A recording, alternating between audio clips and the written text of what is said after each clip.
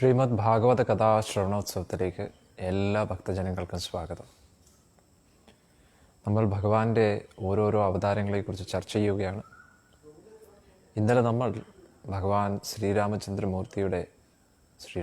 ഭഗവാന്റെ നമ്മുടെ രഘുപതിയുടെ കഥ നമ്മൾ പഠിച്ചു. രഘുവംശത്തിലെ കുലദീപം ചക്രവർത്തി സമ്രാട്ട് സാക്ഷാൽ ശ്രീരാമനെക്കുറിച്ച് നമ്മൾ പഠിച്ചു. ഭഗവാനെക്കുറിച്ചുള്ള തെറ്റിദ്ധാരണകളെക്കുറിച്ചൊക്കെ നമ്മൾ പഠിച്ചു. എങ്ങനെയാണ് പല വ്യക്തികളും ഭഗവാൻ രാമനെക്കുറിച്ച് തെറ്റിദ്ധരിക്കുന്നത്, അതൊക്കെ നമ്മൾ ഇന്നലെ ചർച്ച ചെയ്തിരുന്നു. ഇന്ന് നമ്മൾ ഭഗവാന്റെ ബലരാമ അവതാരത്തെക്കുറിച്ചും ഭഗവാൻ ശ്രീകൃഷ്ണനെക്കുറിച്ചുമാണ് ചർച്ച ചെയ്യുന്നത്. എന്നാൽ ഇതിൻ്റെ എല്ലാം തുടക്കം നമ്മൾ പഠിച്ചു. എങ്ങനെയാണ് ശ്രീമദ് ഭാഗവത്തിൽ പറയുന്നത്, 6 ചോദ്യങ്ങളാണ് സൂത ഗോസ്വാമിയോട് ശൗനകാദി ഋഷികൾ ചോദിച്ചത്. എല്ലാവിധ ശാസ്ത്രങ്ങളുടെയും അന്തിമ സത്യം എന്താണ്, അതുകൂടാതെ എല്ലാവിധ മനുഷ്യരാശിയുടെയും ജീവിതത്തിൻ്റെ അന്തിമ ലക്ഷ്യം എന്തായിരിക്കണം, മൂന്നാമത് ഭഗവാൻ എന്തിനാണ് അവതാരങ്ങൾ എടുക്കുന്നത്, ഇങ്ങനെയുള്ള ചോദ്യങ്ങൾ. പിന്നെ പുരുഷാവതാരങ്ങൾ, ലീലാവതാരങ്ങൾ, ഇതിനെക്കുറിച്ചൊക്കെ ചോദിച്ചു. ഭഗവാന്റെ ഓരോ അവതാരങ്ങളും ആ ലീലാവതാരങ്ങളെയും കുറിച്ചും. അവസാനത്തെ ചോദ്യമാണ്, ഈ കലിയുഗം, ഘോരമായിട്ടുള്ള കലിയുഗം ഇങ്ങനെ കൂടുതൽ കൂടുതൽ ശക്തമായിട്ട് വരുന്തോറും ധർമ്മം ആരുടെ തൃപ്പാദങ്ങളിലാണ് ആശ്രയിച്ച് നിൽക്കുന്നത് എന്ന ചോദ്യങ്ങളുടെ ഉത്തരങ്ങളാണ് ശ്രീമദ് ഭാഗവതം എന്ന് പറയുന്നത്. അന്നേരം ആദ്യത്തെ 2 ചോദ്യത്തിന് നമുക്ക് ഉത്തരം കിട്ടി. ഇപ്പോഴത്തെ ചോദ്യത്തിൻ്റെ ഉത്തരം എന്താണ് നമ്മൾ പഠിച്ചുകൊണ്ടിരിക്കുകയാണ്. ഭഗവാന്റെ ഓരോ അവതാരങ്ങളുടെ കഥകളും ചുരുക്കത്തിൽ പറയുകയാണ് ഓരോരോ ശ്ലോകത്തിലൂടെ. ഇതിനെ വിശദീകരിച്ച് മുന്നോട്ട് ശ്രീമദ് ഭാഗവത്തിൽ വളരെ വിശദമായിട്ട് നമ്മൾ ചർച്ച ചെയ്യും, ഓരോ സ്കന്ധങ്ങൾ ഇങ്ങനെ മുന്നോട്ട് പോകുന്തോറും. എന്നിട്ട് ദശമസ്കന്ധം, ശ്രീമദ് ഭാഗവത്തിൻ്റെ പ്രധാനപ്പെട്ട സെക്ഷനായിട്ടുള്ള ദശമസ്കന്ധത്തിൽ പ്രധാനപ്പെട്ട ഭഗവാനെക്കുറിച്ച് നമ്മൾ ചർച്ച ചെയ്യും. എന്നിട്ട് ഇന്നത്തെ ശ്ലോകത്തിൽ നമ്മൾ നോക്കുമ്പോൾ ഒരുപാട് കാര്യങ്ങൾ മനസ്സിലാവും. എല്ലാ അവതാരങ്ങളും ചർച്ച ചെയ്തതിന് ശേഷം ഇന്നത്തെ ശ്ലോകത്തിൽ കൃഷ്ണനെക്കുറിച്ച് സംസാരിക്കുമ്പോൾ, ബലരാമനെക്കുറിച്ച് സംസാരിക്കുമ്പോൾ ഭഗവാൻ എന്ന ശബ്ദം എടുത്തുപയോഗിച്ചിരിക്കുകയാണ്. എന്നാൽ എന്തുകൊണ്ട് മറ്റ് ശ്ലോകങ്ങളിൽ ഉപയോഗിക്കാതെ ഈ ഒരു ശ്ലോകത്തിൽ ഭഗവാൻ എന്ന് എടുത്തു പറയുന്നു? അതിൽ ഒരുപാട് കാരണങ്ങളുണ്ട്. അതൊക്കെയാണ് നമ്മൾ ഇന്ന് ചർച്ച ചെയ്യാൻ പോകുന്നത്. പിന്നെ അതുകൂടാതെ ഇന്ന് നമുക്ക് എല്ലാവർക്കും അറിയാം 26 ജനുവരി റിപ്പബ്ലിക് ഡേ. ബ്രിട്ടീഷ് ഭരണത്തിൽ നിന്നും നമുക്ക് സ്വാതന്ത്ര്യം 1947 ലഭിച്ചു. അന്നേരവും നമ്മൾ ഇൻഡിപെൻഡൻസ് ആക്ട് എന്നുള്ള രീതിയിൽ അതിൻ്റെ അണ്ടറിലായിരുന്നു. ബ്രിട്ടീഷ് ഭരണത്തിൻ്റെ അണ്ടറിൽ നിന്ന് നമ്മൾ പൂർണ്ണമായിട്ട് മാറിയില്ലായിരുന്നു. നമുക്ക് നമ്മുടേതായിട്ടുള്ള ഒരു ഭരണഘടനയില്ലായിരുന്നു. പക്ഷെ 1950 ഇതേ ദിവസമാണ് അത് പൂർത്തീകരിച്ചത്. എന്താണ് ഈ ഭരണഘടനയുടെ ഉദ്ദേശം? നമ്മളെല്ലാവർക്കും അറിയാം. ഇന്ത്യയുടേതായിട്ടുള്ള ഒരു നിയമഘടന, ഇന്ത്യയുടെ ഒരു ഭരണ ശൈലി, എങ്ങനെ ഭാരതത്തിലെ എല്ലാ കാര്യങ്ങളും നടക്കണം എന്നതിനെക്കുറിച്ചുള്ള ഒരു പ്രോപ്പർ സിസ്റ്റം, അതാണ് കോൺസ്റ്റിറ്റ്യൂഷൻ. അന്ന് രൂപീകരിച്ചത് ഇന്നത്തെ ദിവസമാണ്. അന്നേരം നമ്മൾ എല്ലാവരും ഭാരതീയരാണ്. അന്നേരം ഇതിനെക്കുറിച്ച് നമ്മൾ ഇതിനു മുമ്പേയും ചർച്ച ചെയ്തു. ഒരു ദേശത്തിൻ്റെ സ്വത്തെന്ന് പറഞ്ഞു കഴിഞ്ഞാൽ കലയും സംസ്കാരവുമാണ്. സാംസ്കാരികമായിട്ടുള്ള ആ സമ്പത്ത് നഷ്ടപ്പെട്ടു കഴിഞ്ഞാൽ പിന്നെ ആ ദേശത്തിൻ്റേതായിട്ടുള്ള ഒരു ഐഡൻറ്റിറ്റി നഷ്ടപ്പെടും. അന്നേരം ഈ സംസ്കാരമാണ് യഥാർത്ഥത്തിൽ കലയ്ക്കും ഊർജം നൽകുന്നത്. സംസ്കാരമില്ലെങ്കിൽ പിന്നെ കലയും നഷ്ടപ്പെടും. അന്നേരം നമ്മൾ പലപ്പോഴും പറയാറില്ലേ, സംസ്കാര ശൂന്യതയോടുകൂടി എന്താണ് നീ ഇങ്ങനെ പ്രവർത്തിക്കുന്നത് എന്നൊക്കെ പറയത്തില്ലേ? അല്ലെങ്കിൽ ചില വ്യക്തികൾ നമ്മൾ പറയും സംസ്കാര സമ്പന്നൻ എന്ന് പറയും. അന്നേരം സംസ്കാരമില്ലെങ്കിൽ എല്ലാം നഷ്ടപ്പെട്ടു എന്ന് തന്നെ നമുക്ക് വിചാരിക്കാം. അന്നേരം ഭാരതീയ സംസ്കാരത്തെ, കേരളീയ സംസ്കാരത്തെ സംരക്ഷിക്കുക എന്നത് നമ്മുടെ ഉത്തരവാദിത്വമാണ്. അന്നേരം സംസ്കാരം നഷ്ടപ്പെടുന്നതിന് കാരണക്കാരനായി നമുക്ക് ഗവൺമെൻറ്റിനെ കുറ്റപ്പെടുത്താൻ പറ്റത്തില്ല. ഈ സംസ്കാരം തുടങ്ങേണ്ടത് നമ്മളിൽ നിന്നാണ്. നമ്മളിൽ നിന്ന് നമ്മുടെ കുട്ടികൾ പഠിക്കണം, നമ്മുടെ കുടുംബത്തിലെ വ്യക്തികൾ പഠിക്കണം. അങ്ങനെയാണ് ഇത് മുന്നോട്ട് പോകേണ്ടത്. ഒരിക്കൽ വെളിനാട്ടിലെ വളരെ പണക്കാരനായിട്ടുള്ള ഒരു പയ്യൻ, ഒരു 20 ഇത് യഥാർത്ഥത്തിൽ നടന്ന സംഭവമാണ്. കാരണം നമ്മുടെ ഹരേ കൃഷ്ണ പ്രസ്ഥാനത്തിലെ ഒരു സ്വാമിജി ഇങ്ങനെ വെളിനാട്ടിൽ പോയപ്പോൾ അവിടെ ഇങ്ങനെ പ്രഭാഷണം കൊടുത്തു. പ്രഭാഷണം കൊടുത്തതിന് ശേഷം ഇംഗ്ലീഷിലാണ് സംസാരിച്ചത്, പ്രഭാഷണം കൊടുത്തത്. അതിനുശേഷം നോക്കിയപ്പോൾ ഒരു വെളിനാടൻ പയ്യൻ നേരെ അടുത്ത് വന്നിട്ട് ഹിന്ദിയിൽ സംസാരിക്കും. അന്നേരം ഉടനെ ഇദ്ദേഹം ചോദിച്ചു, ഇത്രയും നല്ല പരിശുദ്ധമായിട്ട് ഹിന്ദി നീ എങ്ങനെ സംസാരിക്കുമെന്ന് ചോദിച്ചു. നീ ഇന്ത്യയിൽ പോയിട്ടുണ്ടോ എന്ന് ചോദിച്ചു. അന്നേരം ഉടനെ അദ്ദേഹത്തിൻ്റെ ഹിസ്റ്ററി അദ്ദേഹം പറയുകയാണ്. ഞാൻ കുട്ടിക്കാലം മുതലേ എൻ്റെ അമ്മയുടെ സ്നേഹമോ അച്ഛൻ്റെ സ്നേഹമോ പൂർണ്ണമായിട്ട് എനിക്ക് കിട്ടിയില്ല. രണ്ടുപേരും തിരക്കിലായിരുന്നു. അച്ഛനാണെങ്കിൽ കോടീശ്വരൻ, കോടിക്കണക്കിന് ആസ്തിയുണ്ട്, ഒരുപാട് കമ്പനികളും അതും പ്രോപ്പർട്ടീസും അതും ഇതൊക്കെ ഉണ്ട്. പക്ഷേ എന്നെ നോക്കാൻ അച്ഛന് സമയമില്ലായിരുന്നു. മറ്റ് കുടുംബാംഗങ്ങളെയൊക്കെ നമ്മൾ കാണുന്നത് വല്ലപ്പോഴും ഒക്കെ ആയിരിക്കും, ക്രിസ്മസിൻ്റെ സമയത്തും അങ്ങനെയൊക്കെ. അന്നേരം ഒരു കുടുംബത്തിൻ്റെ സ്നേഹം എന്താണെന്ന് ഞാൻ ഒരിക്കലും അറിഞ്ഞിട്ടില്ല. ബന്ധുക്കളുടെ സ്നേഹം എന്താണെന്ന് ഞാൻ ഒരിക്കലും അറിഞ്ഞിട്ടില്ല. അന്നേരം ഒരു ദിവസം മകൻ അച്ഛൻ്റെ അടുത്ത് നിന്നിട്ട് പറയുകയാണ്, അച്ഛൻ എനിക്ക് ഒരുപാട് കാര്യങ്ങൾ തന്നിട്ടുണ്ട്, പക്ഷേ ഒരു ഫാമിലി എന്താണ്, ഫാമിലിയും തമ്മിലുള്ള ആ ഒരു റിലേഷൻ എന്താണ്, ഞാൻ അത് ഒരിക്കലും പഠിച്ചിട്ടില്ല. അതിനെന്താണ് ഒരു വഴി? കാരണം ഇനി മുന്നോട്ട് ഞാൻ വിവാഹം കഴിക്കുമ്പോൾ, എനിക്കൊരു കുടുംബജീവിതത്തിലോട്ട് കയറുമ്പോൾ ആ കുടുംബത്തിലെ ഫാമിലിയെക്കുറിച്ച് എനിക്ക് നല്ലപോലെ അറിഞ്ഞിരിക്കണം, റിലേറ്റീവ്സിനെ കുറിച്ച് അറിഞ്ഞിരിക്കണം, ഒരു കുടുംബത്തിൻ്റെ മഹത്വം അതൊക്കെ അറിഞ്ഞിരിക്കണമെന്ന് എനിക്കൊരു ആഗ്രഹമുണ്ടെന്ന് പറഞ്ഞു.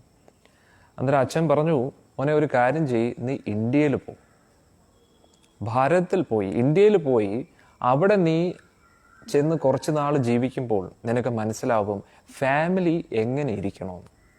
ഒന്ന് ആലോചിച്ച് നോക്കണം. ഇത് നടക്കുന്നത് 1990s.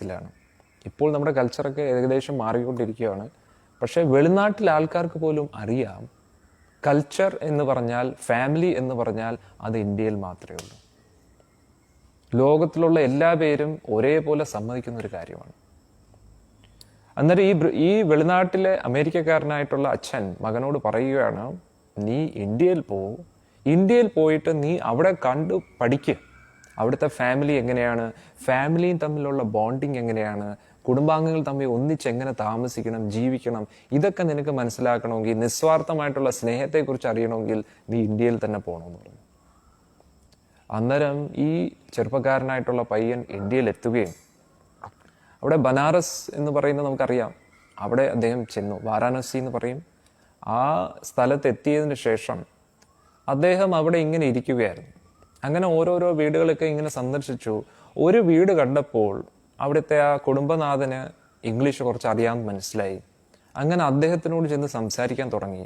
എന്നിട്ട് പറഞ്ഞു, ഞാൻ വെളിനാട്ടിൽ നിന്ന് വരികയാണ്, അന്നേരത്തേക്ക് എൻ്റെ ഒരുപാട് കാശുമുണ്ട്, എനിക്ക് ഫാമിലിയെക്കുറിച്ച് പഠിക്കാൻ താല്പര്യമുണ്ട്, അന്നേരം നിങ്ങളുടെ ഫാമിലി മെമ്പറായിട്ട് എന്നെ ഒന്ന് കൂട്ടുമോ എന്ന് ചോദിച്ചു.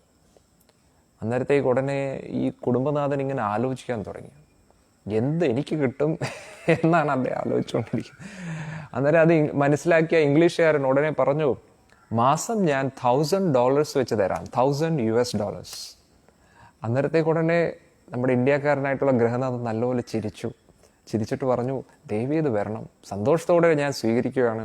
ഇനി നിന്റെ കൂട്ടുകാരൻ ഇതേപോലെ കുടുംബത്തെക്കുറിച്ച് പഠിക്കാൻ താല്പര്യമുള്ള ആരെങ്കിലും കൂട്ടുകാരുണ്ടെങ്കിൽ അവരെയും കൊണ്ടുവരാം. അങ്ങനെ പറഞ്ഞ് വീട്ടിലേക്ക് സ്വീകരിക്കുകയും ഒരു 2 വർഷം അദ്ദേഹം ആ വീട്ടിൽ തന്നെ താമസിച്ചു. അന്നേരം അദ്ദേഹത്തെ ഒരു കുടുംബത്തിൻ്റെ അംഗമായിട്ട് തന്നെ കൂട്ടി. അങ്ങനെ ആ വ്യക്തി എല്ലാം പഠിക്കുകയും ഫാമിലിയെക്കുറിച്ചും അങ്ങനെ ആ ലാംഗ്വേജും ഇതൊക്കെ പഠിക്കുകയാണ്. അന്നേരം ഞാൻ പറഞ്ഞതിൻ്റെ അർത്ഥം, നമ്മുടെ ഭാരതീയ സംസ്കാരം, കേരളീയ സംസ്കാരം, ഇതൊക്കെയാണ് നമ്മുടെ സ്വത്ത്. അന്നേരം നമ്മൾ കാശുണ്ടാക്കുന്നതിൻ്റെ പുറകെ പോകുമ്പോഴും സ്വത്ത് ഉണ്ടാക്കുന്നതിൻ്റെ പുറകെ പോകുമ്പോഴും നമ്മൾ കുട്ടികൾക്ക് നമ്മുടേതായിട്ടുള്ള സംസ്കാരമൊന്നും പഠിപ്പിച്ചില്ലെങ്കിൽ പിന്നെന്താണ്, അവർക്ക് അവരുടേതായിട്ടുള്ള ഐഡൻറ്റിറ്റി നഷ്ടപ്പെടും, അവരുടെ വ്യക്തിത്വം ഇല്ലാതെയാവും. അവർ ഇംഗ്ലീഷുകാരാണോ എന്ന് ചോദിച്ചാൽ ഇംഗ്ലീഷുകാരുമല്ല, ഭാരതീയരാണോ എന്ന് ചോദിച്ചാൽ ഭാരതീയരുമല്ല, ഇടയിലായി പോകും. നമ്മുടെ യുവതലമുറയൊക്കെ നോക്കിക്കഴിഞ്ഞാൽ വേഷവിധാനം കുഴപ്പമില്ല, മാറി, അതൊക്കെ പ്രശ്നമില്ല. ചിന്തകളും മാറിക്കൊണ്ടിരിക്കുകയാണ്, സംസാര രീതി മാറിക്കൊണ്ടിരിക്കുകയാണ്. നല്ലതേത് മോശമേത് ഒന്നും തിരിച്ചറിയാൻ പറ്റാത്ത രീതിയിലാണ് അവരുടെയൊക്കെ യാത്ര. അന്നേരം എന്താകും? വെളിനാട്ടിൽ സംഭവിക്കുന്ന എല്ലാവിധ മോശമായിട്ടുള്ള റിസൾട്ടും നമുക്ക് അനുഭവിക്കേണ്ടി വരും. പണ്ടൊക്കെ എന്ന് പറഞ്ഞു കഴിഞ്ഞാൽ ഡിവോഴ്സ് റേറ്റ്, നമ്മൾ ഡിവോഴ്സിനെ കുറിച്ച് കേൾക്കാറ് പോലും ഇല്ല. വളരെ അപൂർവമായിട്ട് എവിടെയെങ്കിലുമൊക്കെ ഡിവോഴ്സസ് നടക്കാറുള്ളൂ. ഇന്നെന്താണ്? എല്ലായിടത്തും ഡിവോഴ്സ് റേറ്റ് കൂടുകയാണ്. അച്ഛനമ്മമാരോടൊരു സ്നേഹമില്ല. പണ്ടൊക്കെ കൂട്ടുകുടുംബമായിരുന്നു, ഇന്ന് എങ്ങനെയാണ്? ചെറിയ ചെറിയ കുടുംബങ്ങളായിട്ട് ഇങ്ങനെ സ്പ്ലിറ്റ് ആയിക്കൊണ്ടിരിക്കുകയാണ്. അന്നേരം എന്താവുന്നു? കോസ്റ്റ് ഓഫ് ലിവിങ് കൂടും, അത്രത്തോളം കൂടുതൽ എഫേർട്സ് വേണ്ടി വരും. അന്നേരം എങ്ങനെ നോക്കിയാലും ആ ലളിതമായിട്ടുള്ള ജീവിതം കുറയുകയാണ്, കൂടുതൽ ആർഭാടപരമായിട്ടുള്ള ജീവിതത്തിലേക്ക് നയിക്കുകയാണ്. അതിനുവേണ്ടി കോസ്റ്റ് ഓഫ് ലിവിങ് കൂടുന്നു. അതുകൂടാതെ കൂടുതൽ മണിയുടെ ആവശ്യം വരികയാണ്. പണ്ടൊക്കെ എന്ന് പറഞ്ഞു കഴിഞ്ഞാൽ ഒരു കുറഞ്ഞ തുകയിൽ തന്നെ വലിയൊരു കുടുംബം ജീവിച്ചു പോകാൻ പറ്റുമായിരുന്നു. ഇന്ന് മാസം 1 ലക്ഷം രൂപ കിട്ടിയാലും ഒരു ചെറിയ കുടുംബത്തിന് പോലും ജീവിക്കാൻ ബുദ്ധിമുട്ടായിട്ടിരിക്കുകയാണ്. കാരണം എന്താണ്? പണ്ടൊക്കെ എന്ന് പറഞ്ഞാൽ വലിയൊരു വീട്ടിൽ ഒന്നിച്ച് താമസിക്കുമായിരുന്നു. ഇന്ന് എങ്ങനെയാണ്? എല്ലാ ഫാമിലിക്കും അവരുടേതായിട്ടുള്ള സ്ഥലം, അവരുടേതായിട്ടുള്ള ഇൻഡിപെൻഡൻറ്റ് വീട് വേണം. എല്ലാവർക്കും സ്വാതന്ത്ര്യം വേണം. യഥാർത്ഥ സ്വാതന്ത്ര്യം നമ്മുടെ ഉള്ളിലുള്ള ആ എൻ്റേത്, ഞാൻ എന്ന് പറയുന്ന ആ സ്വാർത്ഥതയിൽ നിന്നുള്ള സ്വാതന്ത്ര്യമാണ് യഥാർത്ഥ സ്വാതന്ത്ര്യം. നമ്മൾ പുറമേ മാത്രം സ്വാതന്ത്ര്യം ആഗ്രഹിക്കുന്നു, പക്ഷെ നമ്മുടെ ഉള്ളിലെ ആ സ്വാർത്ഥതയിൽ നിന്ന് നമ്മൾ സ്വതന്ത്രരല്ല. ഇതാണ് ഈ പ്രപഞ്ചത്തിലെ ഏറ്റവും വലിയ പ്രശ്നം. ധൃതരാഷ്ട്രയെ കണ്ടിട്ടില്ലേ? എപ്പോഴും എൻ്റേത്, എൻ്റെ മക്കൾ എന്ന് മാത്രം ചിന്തിച്ചുകൊണ്ടേയിരുന്നു. അതേ സമയത്ത് സാക്ഷാൽ ശ്രീരാമ ഭഗവാനെ നമുക്ക് കാണാൻ പറ്റും. സ്വന്തം ഭാര്യ പോലും പ്രജയ്ക്ക് വേണ്ടി ഉപേക്ഷിക്കാൻ തയ്യാറാണ്. അദ്ദേഹം ഏറ്റവും കൂടുതൽ ഇഷ്ടപ്പെടുന്ന ആ പ്രജയ്ക്ക് വേണ്ടി, ആ ഏറ്റവും കൂടുതൽ ഇഷ്ടപ്പെടുന്ന ആ ഭാര്യയെ പോലും പ്രജകൾക്ക് വേണ്ടി, ആ ഉത്തരവാദിത്തം എന്നുള്ള രീതിയിൽ അദ്ദേഹം ഉപേക്ഷിക്കാൻ തയ്യാറാണ്. അന്നേരം നമ്മൾ നോക്കിക്കഴിഞ്ഞാൽ നമ്മുടെ ജീവിതത്തിൽ എത്രത്തോളം സ്വാർത്ഥത കുറയുന്നു, അതിനനുസരിച്ചാണ് നമുക്ക് മേൽഗതി വരുന്നത്. അന്നേരം നമ്മളെപ്പോഴും നമ്മുടെ സംസ്കാരത്തിന് മുൻതൂക്കം കൊടുക്കണം. നമ്മുടെ ഭാഷ, മാതൃഭാഷ, നമ്മുടെ വേഷവിധാനം, നമ്മുടെ ചിന്താഗതി, ഓരോ കാര്യങ്ങൾ ചെയ്യേണ്ടതായിട്ടുള്ള രീതി, ഒരു കല്യാണമായാലും നമ്മുടെ അച്ഛനമ്മയെ നമ്മൾ എങ്ങനെ റെസ്പെക്റ്റ് ചെയ്യുന്നു, കുടുംബാംഗങ്ങളെ നമ്മൾ എത്രത്തോളം റെസ്പെക്റ്റ് ചെയ്യുന്നു, നിസ്വാർത്ഥതപരമായിട്ടുള്ള പെരുമാറ്റം, ഹ്യൂമിലിറ്റി, എളിമത്വം, വിനയത്വം, അതുകൂടാതെ ഒരു ദയ, കാരുണ്യം, ഇതൊക്കെയാണ് നമ്മുടെ സംസ്കാരം. ഭാരതീയ സംസ്കാരം എന്ന് പറഞ്ഞാൽ ഇതൊക്കെയാണ്. പക്ഷെ ഇതൊക്കെ മാറ്റി വെച്ചിട്ട് നമ്മൾ മഷീനെ പോലെ ജീവിച്ചു കഴിഞ്ഞാൽ നമ്മൾ ഭാരതീയരല്ലാതെ ആയിപ്പോവും, നമ്മൾ കേരളീയരല്ലാതെ ആയിപ്പോവും. ഇപ്പോൾ ഉദാഹരണത്തിന് വെളിനാട്ടിലേക്ക് ഒരു തൊട്ട് അയൽവാസം ആരാണ് ജീവിക്കുന്നത്, അയൽവാസി ആരാണെന്ന് ആർക്കും അറിഞ്ഞുകൂടാ. സ്വന്തം ഫ്ലാറ്റിന്റെ അടുത്ത് ആരാണ് ജീവിക്കുന്നതെന്ന് അറിയത്തില്ല. ഒരു വീട് മാറി അടുത്ത വീട്ടിൽ ആരാണ് ഒരാൾ ജീവിച്ചിരിപ്പുണ്ടോ, മരിച്ചോ ഒന്നും അറിയത്തില്ല. എന്നിട്ട് ഇപ്പൊ നമ്മൾ നോക്കിക്കഴിഞ്ഞാൽ നമ്മുടെ ഭാരതത്തിലും അതേ കൾച്ചറാണ് വന്നുകൊണ്ടിരിക്കുന്നത്. തൊട്ടടുത്ത് എന്ത് നടക്കുന്നു ആർക്കും ഒന്നും അറിയത്തില്ല. ആരാണ് അവിടെ താമസിക്കുന്നത് അതും അറിഞ്ഞുകൂടാ. അതിനൊന്നും താല്പര്യമില്ല. പുതിയ ബിൽഡിങ്സ് ഒക്കെ ഇങ്ങനെ വരുന്നു, ഫ്ലാറ്റ് സിസ്റ്റം വരുന്നുണ്ട്. പക്ഷെ ആ ഫ്ലാറ്റിനകത്ത് ഒതുങ്ങി ജീവിക്കുകയാണ് അവർ. തൊട്ടടുത്ത ഫ്ലാറ്റിൽ എന്താണ് നടക്കുന്നത് അതും അറിഞ്ഞുകൂടാ. എത്ര പേര് ഇവിടെ താമസിക്കുന്നുണ്ടോ അതും അറിഞ്ഞുകൂടാ. അവർ അവരുടെ ജീവിതത്തിൽ ഒതുങ്ങിക്കൂടി ജീവിക്കുകയാണ്. ഇതൊന്നുമല്ല നമ്മുടെ ഭാരതീയ സംസ്കാരം. ഭാരതീയ സംസ്കാരം എന്ന് പറഞ്ഞു കഴിഞ്ഞാൽ വലിയ ഒരു വീട്ടിനകത്ത് എത്രയോ കുടുംബാംഗങ്ങൾ ഒന്നിച്ചാണ് താമസിക്കുന്നത്. നമ്മൾ വിവാഹം കഴിച്ചു കഴിഞ്ഞാൽ ഉടനെ വിചാരിക്കും പുതിയൊരു വീട് വേണം. അന്നേരം പലപ്പോഴും നമ്മൾ കേൾക്കാറില്ലേ, ഒരുമയുണ്ടെങ്കിൽ ഒലക്കയിലും കിടക്കാന്നാണ് പറയുന്നത്. എൻ്റെ അർത്ഥം എന്താണ്? സ്പേസ് ഒരു ഇഷ്യൂ അല്ല, സ്പേസ് നമ്മുടെ മനസ്സിലാണ്. മനസ്സിന്റെ വ്യാപ്തി അനുസരിച്ചാണ്, ഹൃദയത്തിന്റെ വ്യാപ്തി അനുസരിച്ചാണ് സ്പേസ് ഒരു ഇഷ്യൂ ആകുന്നത്. നമുക്ക് ഇഷ്ടപ്പെട്ട വ്യക്തി, അതിനെക്കുറിച്ച് ഇന്നത്തെ ശ്ലോകത്തിൽ ചർച്ച ചെയ്യും. ഭഗവാൻ എന്തിന് ഭൂഭാരം തീർക്കാൻ വന്നു? ഭൂമിക്ക് എങ്ങനെയാണ് ഒരു ഭാരമാകുന്നത്? കാരണം ഇഷ്ടപ്പെടാത്ത വ്യക്തികൾ നമ്മുടെ വീട്ടിൽ വരുമ്പോൾ നമുക്ക് അവർ ഇരിക്കുന്ന ഓരോ നിമിഷവും ഒരു ഭാരമായിട്ടാണ് തോന്നുന്നത്. അന്നേരം ആ കുടുംബാംഗങ്ങളെക്കുറിച്ച് നമ്മുടെ ഹൃദയത്തിൽ ഒരു സ്പേസ് ഉണ്ടെങ്കിൽ നമുക്ക് ആ ഉള്ള വീട്ടിൽ തന്നെ സമാധാനമായിട്ട് ജീവിക്കാൻ പറ്റും. അന്നേരം യഥാർത്ഥ പ്രശ്നം സ്പേസ് അല്ല, യഥാർത്ഥ പ്രശ്നം സ്പേസ് തന്നെയാണ്. ഹൃദയത്തിൽ സ്പേസ് ഇല്ല. ഹൃദയത്തിൽ സ്ഥലമില്ലാത്തപ്പോൾ പുറത്തും സ്ഥലം കുറവായിട്ട് തന്നെ തോന്നും. അന്നേരം നമ്മുടെ സംസ്കാരം നമ്മളെ പഠിപ്പിക്കുന്നത്, വൈദിക സംസ്കാരം, ഭാരതീയ സംസ്കാരം, കേരളീയ സംസ്കാരം നമ്മളെ പഠിപ്പിക്കുന്നത്, ഒരു വിദേശ രാജ്യത്തിൽ നിന്ന് ഒരാൾ നമ്മളെ ഭരിക്കാൻ വരുമ്പോഴും അവരെയും നമ്മൾ റെസ്പെക്റ്റ് ചെയ്തത് കൊണ്ടാണ് നമ്മൾ 150 വർഷം ബ്രിട്ടീഷ് ഭരണത്തിൻ്റെ കീഴിൽ നിൽക്കേണ്ടി വന്നത്. ഒന്ന് ആലോചിച്ചു കൊടുക്കണം. കാരണം നമ്മുടെ ഭാരതീയ സംസ്കാരം എന്ന് പറഞ്ഞു കഴിഞ്ഞാൽ സഹനശീലത, ക്ഷമ, ഇതൊക്കെയാണ് നമ്മുടെ ക്വാളിറ്റീസ്.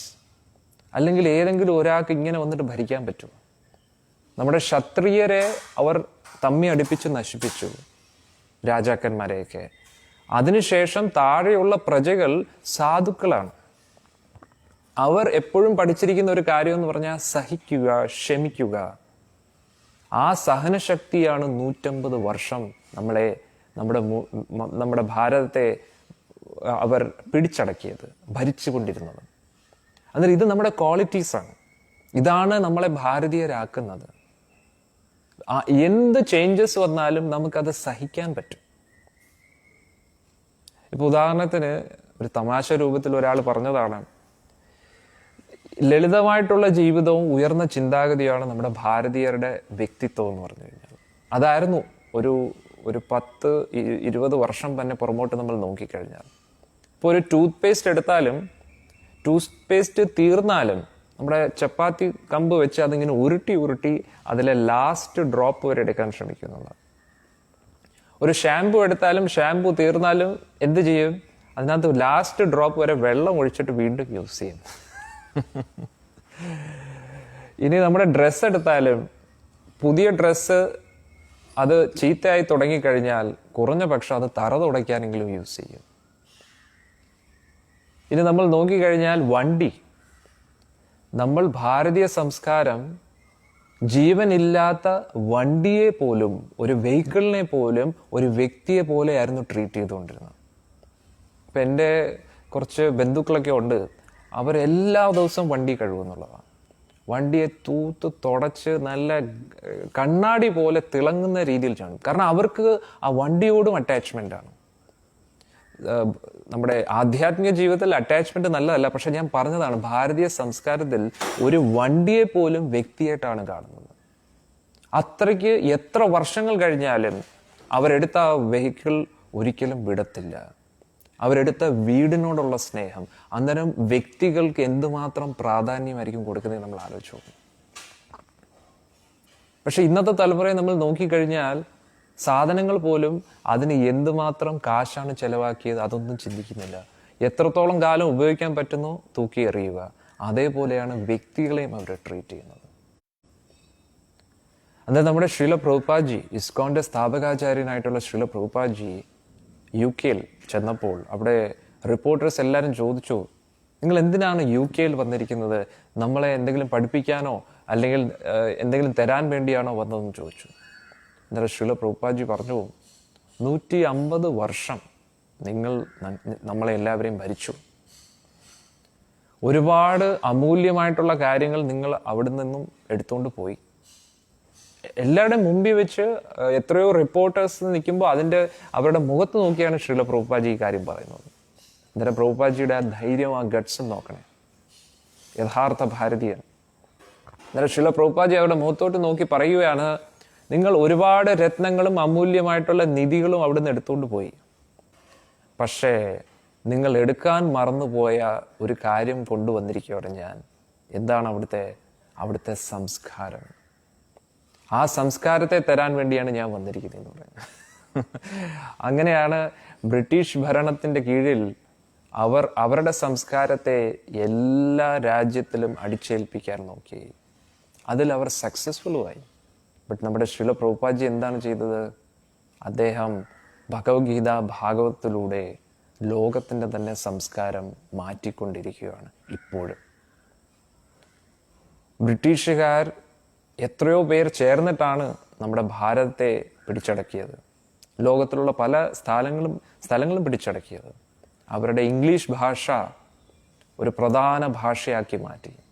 ഇപ്പോൾ നമ്മൾ നോക്കിക്കഴിഞ്ഞാൽ ഹിന്ദിയിൽ സംസാരിക്കുന്നതിലോ അല്ലെങ്കിൽ നമ്മുടെ മാതൃഭാഷ മലയാളം സംസാരിക്കുന്നതിലോ നമുക്ക് വളരെ പുതിയ ജനറേഷൻ കുറച്ച് മടുപ്പാണെന്നുള്ളതാണ്.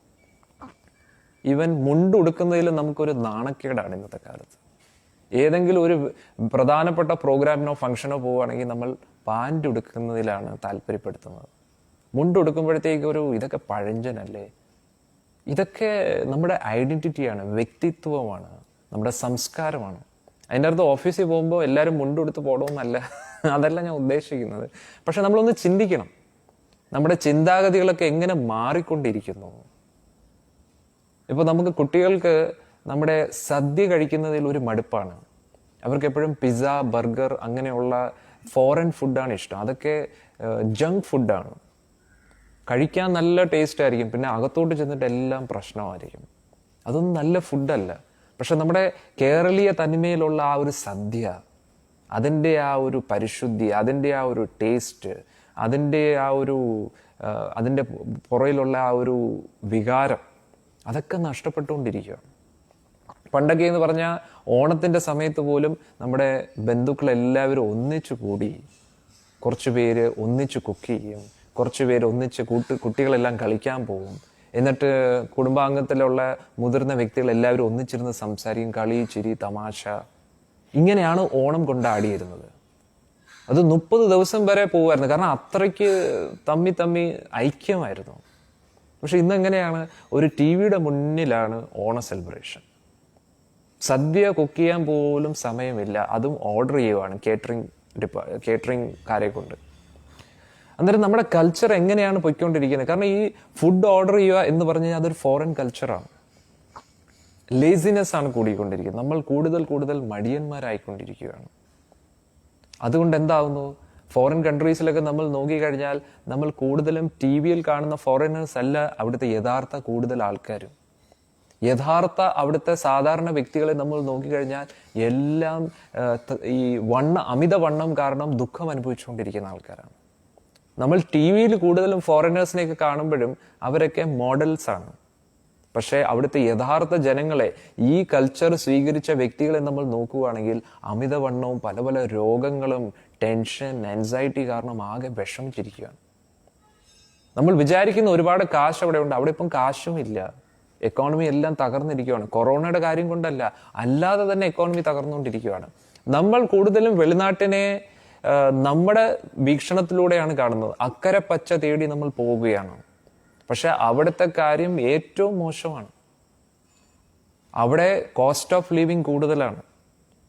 ഇനി കഷ്ടപ്പെട്ട് എന്തെങ്കിലും ഒരു വീട് നമ്മൾ ഒപ്പിച്ചെടുത്തു കഴിഞ്ഞാലും അവിടുത്തെ ചെലവുകൾ, സാധനങ്ങൾ, ഇതെല്ലാം ചെയ്തിട്ടും നമുക്ക് ഇഷ്ടപ്പെട്ട ഒരു ആഹാരവും കാണത്തില്ല, ഇഷ്ടപ്പെട്ട നമ്മുടെ ബന്ധുക്കളും കാണത്തില്ല.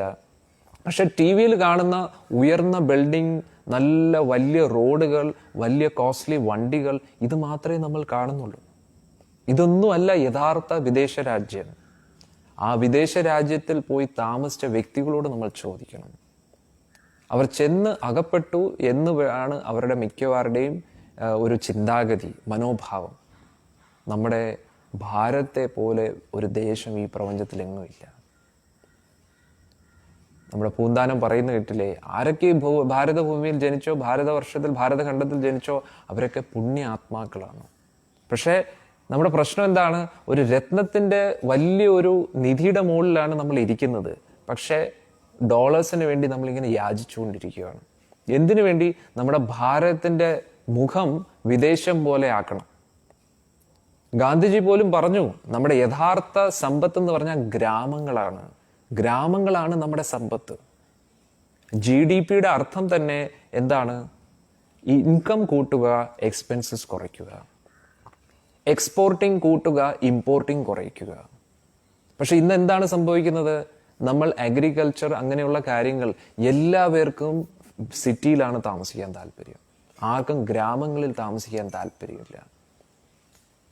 എല്ലാവിധ കൃഷി സ്ഥലങ്ങളും ബിൽഡിംഗ് ആക്കിക്കൊണ്ടിരിക്കുകയാണ്. അന്നേരം പിന്നെ കൃഷി ആരെ ഏറ്റെടുക്കും? പണ്ടൊക്കെ നമ്മുടെ സംസ്കാരം എന്ന് പറഞ്ഞു കഴിഞ്ഞാൽ കുറച്ച് ലാൻഡും കുറച്ച് പശുക്കളും ഉണ്ടെങ്കിൽ പിന്നെ അവർക്ക് ആരെയും ഡിപ്പെൻഡ് ചെയ്യേണ്ട ആവശ്യമില്ല. അന്നത്തെ തൊഴിൽ എന്ന് പറഞ്ഞാൽ എല്ലാവരും IT കമ്പനി പോയി കമ്പ്യൂട്ടറിൻ്റെയും ലാപ്ടോപ്പിൻ്റെയും മുമ്പിൽ ഇരുന്നിട്ടല്ല ജീവിച്ചുകൊണ്ടിരുന്നത്. ഇന്ന് നമ്മൾ ചിന്തിക്കാതെ ഒരു ആർട്ടിഫിഷ്യൽ ലൈഫിലോട്ട് പോയിക്കൊണ്ടിരിക്കുകയാണ്. പണ്ട് നമ്മുടെ ബ്രിട്ടീഷ് ഭരണത്തിന് മുമ്പേ ഈ ലോകത്തിലെ ഏറ്റവും വലിയ GDP നമ്മുടെ ഭാരതത്തിൻ്റെ ആയിരുന്നു. ഈ സ്റ്റാറ്റിസ്റ്റിക്സ് ഒന്നും നമ്മൾ ആരും അന്വേഷിക്കുന്നില്ല. എല്ലാം ഈ റോബോട്ട് മാതിരി നമ്മളിങ്ങനെ പ്രവർത്തിച്ചുകൊണ്ടിരിക്കുകയാണ്. എന്നാൽ ഇതൊന്നും ആരെയും കുറ്റപ്പെടുത്താൻ വേണ്ടിയല്ല, നമ്മളിതെല്ലാം അറിഞ്ഞിരിക്കണം. ഇതറിഞ്ഞില്ലെങ്കിൽ നമ്മൾ പോലും അറിയാതെ നമ്മുടെ കുട്ടികളെയും നമ്മൾ കറക്റ്റ് സംസ്കാരമല്ല എൻകറേജ് ചെയ്തുകൊണ്ടിരിക്കുന്നത്. ഈ ലോകം ഓടുന്നതിനനുസരിച്ച് നമ്മൾ ഓടരുത്. കാരണം ഈ ലോകം എങ്ങോട്ടാണ് എത്തുന്നതെന്ന് നമ്മൾ മനസ്സിലാക്കിയിരിക്കണം. യഥാർത്ഥത്തിൽ ശ്രേഷ്ഠരായിട്ടുള്ള വ്യക്തികൾ എന്താണ് ചെയ്തിട്ടുള്ളത്? അങ്ങനെ ഈ ലോകത്തിൻ്റെ ഒരു ലീഡർ ആക്കാനാണ് നമ്മൾ ആഗ്രഹിക്കേണ്ടത് നമ്മുടെ കുട്ടികളെയും. അന്നേരം നമ്മൾ എന്ത് ചെയ്യണം? നമ്മുടെ സംസ്കാരം വിട്ട് ഒരു പ്രവൃത്തിയും ചെയ്യരുത്. സംസ്കാരത്തിന് തുല്യം ഒന്നുമില്ല. വൈദിക സംസ്കാരം, അതാണ് നമ്മുടെ ഭാരതീയ സംസ്കാരം, അതാണ് കേരളത്തിൻ്റെ തനിമ. അത് നഷ്ടപ്പെട്ടു കഴിഞ്ഞാൽ നമ്മൾ കേരളീയരല്ല, പിന്നെ ഭാരതീയരല്ല. പിന്നെ നമ്മൾ വിചാരിക്കും നമ്മൾ ഇത്രയും കുട്ടികളെ സ്നേഹിച്ചിട്ട് എന്തുകൊണ്ട് തിരിച്ചൊരു സ്നേഹം നമുക്ക് കിട്ടുന്നില്ല? എങ്ങനെ കിട്ടാനാണ്? നമ്മൾ വിദേശികളാക്കിക്കൊണ്ടിരിക്കുകയല്ലേ നമ്മുടെ കുട്ടികളെ. വേഷവിധാനം നോക്കൂ. പണ്ടൊക്കെ കൊച്ചു പെൺകുട്ടികൾക്ക് വരെ പാവാടയും ബ്ലൗസും അതൊക്കെയായിരുന്നു. എന്നിട്ട് നല്ലൊരു ഹാഫ് സാരി അങ്ങനെയൊക്കെയായിരുന്നു. എന്ത് നല്ലതായിരുന്നു ആ കുട്ടികളെ കാണാൻ. ഇന്നത്തെ കാലത്ത് എന്താണ്? എല്ലാം മോഡേൺ രീതിയിൽ ഓരോ സിനിമാ നടികൾ ഏത് ഡ്രസ്സ് ഇടുന്നോ അതേപോലുള്ള ഡ്രസ്സാണ് കൊച്ചു കുട്ടികളെ വരെ നമ്മൾ ഇടിപ്പിച്ചു കൊടുക്കുന്നത്. ആൺകുട്ടികളും അതേപോലെ മുണ്ടുടുക്കാൻ മിക്ക കുട്ടികൾക്കും അറിഞ്ഞുകൂടാ. അന്നേരം ഇന്നൊക്കെ ഓണത്തിൻ്റെ സമയത്ത് മാത്രം നമ്മൾ ഭാരതീയരോ അല്ലെങ്കിൽ കേരളീയരായിട്ടോ നിൽക്കുന്നു. അല്ലെങ്കിൽ ഇൻഡിപെൻഡൻസ് ഡേയുടെ അന്നോ അല്ലെങ്കിൽ റിപ്പബ്ലിക് ഡേയുടെ അന്ന് മാത്രമേ നമ്മൾ ഇന്ത്യയെക്കുറിച്ച് ഓർക്കാറുള്ളൂ. അല്ലെങ്കിൽ ഒരു ക്രിക്കറ്റ് മാച്ച് നടക്കുമ്പോൾ മാത്രമേ നമ്മൾ ഇന്ത്യയെക്കുറിച്ച് ഓർക്കാറുള്ളൂ. പക്ഷെ ദൈനംദിന ജീവിതത്തിൽ നമ്മൾ ഇന്ത്യൻ ആണ്, നമ്മൾ ഭാരതീയരാണെന്ന് യഥാർത്ഥത്തിൽ നമ്മൾ അഭിമാനിക്കുന്നുണ്ടോ? ആ അഭിമാനം നമുക്കുണ്ടെങ്കിൽ നമ്മുടെ വേഷവിധാനത്തിൽ അത് കാണും, നമ്മുടെ പെരുമാറ്റത്തിൽ അത് കാണും, നമ്മുടെ ചിന്തകളിൽ അത് കാണും, നമ്മുടെ സംസ്കാരത്തിൽ അത് കാണും. അന്നേരം ഇതിലൊന്നും അതില്ലാതെ ഇന്ത്യൻ എന്ന് പറയുന്നതിൽ ഒരു അർത്ഥവുമില്ല. ഇത് ആരെയും കുറ്റപ്പെടുത്തുകയല്ല, പക്ഷെ നമ്മളെല്ലാവരും കാണുന്ന കാഴ്ചകളല്ലേ ഇതൊക്കെ. അന്നേരം യഥാർത്ഥ നമ്മുടെ വ്യക്തിത്വം മാറിപ്പോകരുത്. ഇതാണ് ശ്രീല പ്രഭുപാദ്ജി ആഗ്രഹിച്ചത്. അതുകൊണ്ടാണ് ശ്രീല പ്രഭുപാദ്ജി അമേരിക്കയിൽ ചെന്നപ്പോൾ എല്ലാവരും അദ്ദേഹത്തിനോട് പറഞ്ഞു, ഈ ഭഗവത്ഗീത ഭാഗവതം ആരും കേൾക്കാൻ പോകുന്നില്ല. കാരണം 24-ാമത്തെ വയസ്സ് മുതൽ 69-ാമത്തെ വയസ്സ് വരെ അദ്ദേഹം ഈ ഒരു പ്രചരണം ഭാരതത്തിൽ തന്നെ ശ്രമിച്ചു. പക്ഷെ ആരും കേൾക്കാൻ തയ്യാറല്ല. അവരുടെ എല്ലാവരുടെയും വിചാരം എനിക്കെല്ലാം അറിയാം, ഭഗവത്ഗീത ഇത് നമുക്കറിയാം, വീട്ടിലുണ്ട് ഭഗവത്ഗീത എന്നായിരുന്നു ശ്രീല പ്രഭുപാദ്ജിയുടെ എല്ലാവരും പറഞ്ഞ ഉത്തരം. അതിന് പ്രഭുപാദ്ജിക്ക് മനസ്സിലായി ഇപ്പൊ സ്വാതന്ത്ര്യം കിട്ടിയിരിക്കുകയാണ്. അന്നേരം ഇവരെല്ലാം വെളിനാട്ടിലെ രാജ്യം പോലെ ആകാനുള്ള ആ ഒരു തിരക്കിലാണ് ഇവരൊക്കെ. കാരണം എന്താ സംഭവിച്ചതെന്ന് വെച്ച് കഴിഞ്ഞാൽ ബ്രിട്ടീഷുകാർ നമ്മുടെ ക്ഷത്രിയരെ നശിപ്പിച്ചു, തമ്മി അടുപ്പിച്ച്. അത് കാരണം നല്ല രീതിയിൽ ഭരിക്കുന്ന ബ്രാഹ്മണരും ഇല്ല, ക്ഷത്രിയരും ഇല്ല. അത് കാരണം നമ്മുടെ പൊതുജനങ്ങളെല്ലാം ഒരു സാധാരണ ജനങ്ങളാണ്, ക്ഷത്രിയ സ്പിരിറ്റ് ഇല്ല. അവർക്ക് നല്ലതുപോലെ ഫോളോ ചെയ്യാൻ പറ്റും, ലീഡ് ചെയ്യാൻ പറ്റത്തില്ല. ആ രീതിയിലാക്കി ബ്രിട്ടീഷുകാർ. എന്നിട്ട് യുവതലമുറയിലുള്ളവരെയും അങ്ങനെ പറഞ്ഞ് പഠിപ്പിച്ചു, നിങ്ങൾ എപ്പോഴും നമ്മുടെ കീഴിൽ നിന്നേ പറ്റൂ, നമുക്കേ അറിയാവൂ ഈ രാജ്യത്തെ എങ്ങനെ ഭരിക്കണമെന്ന്.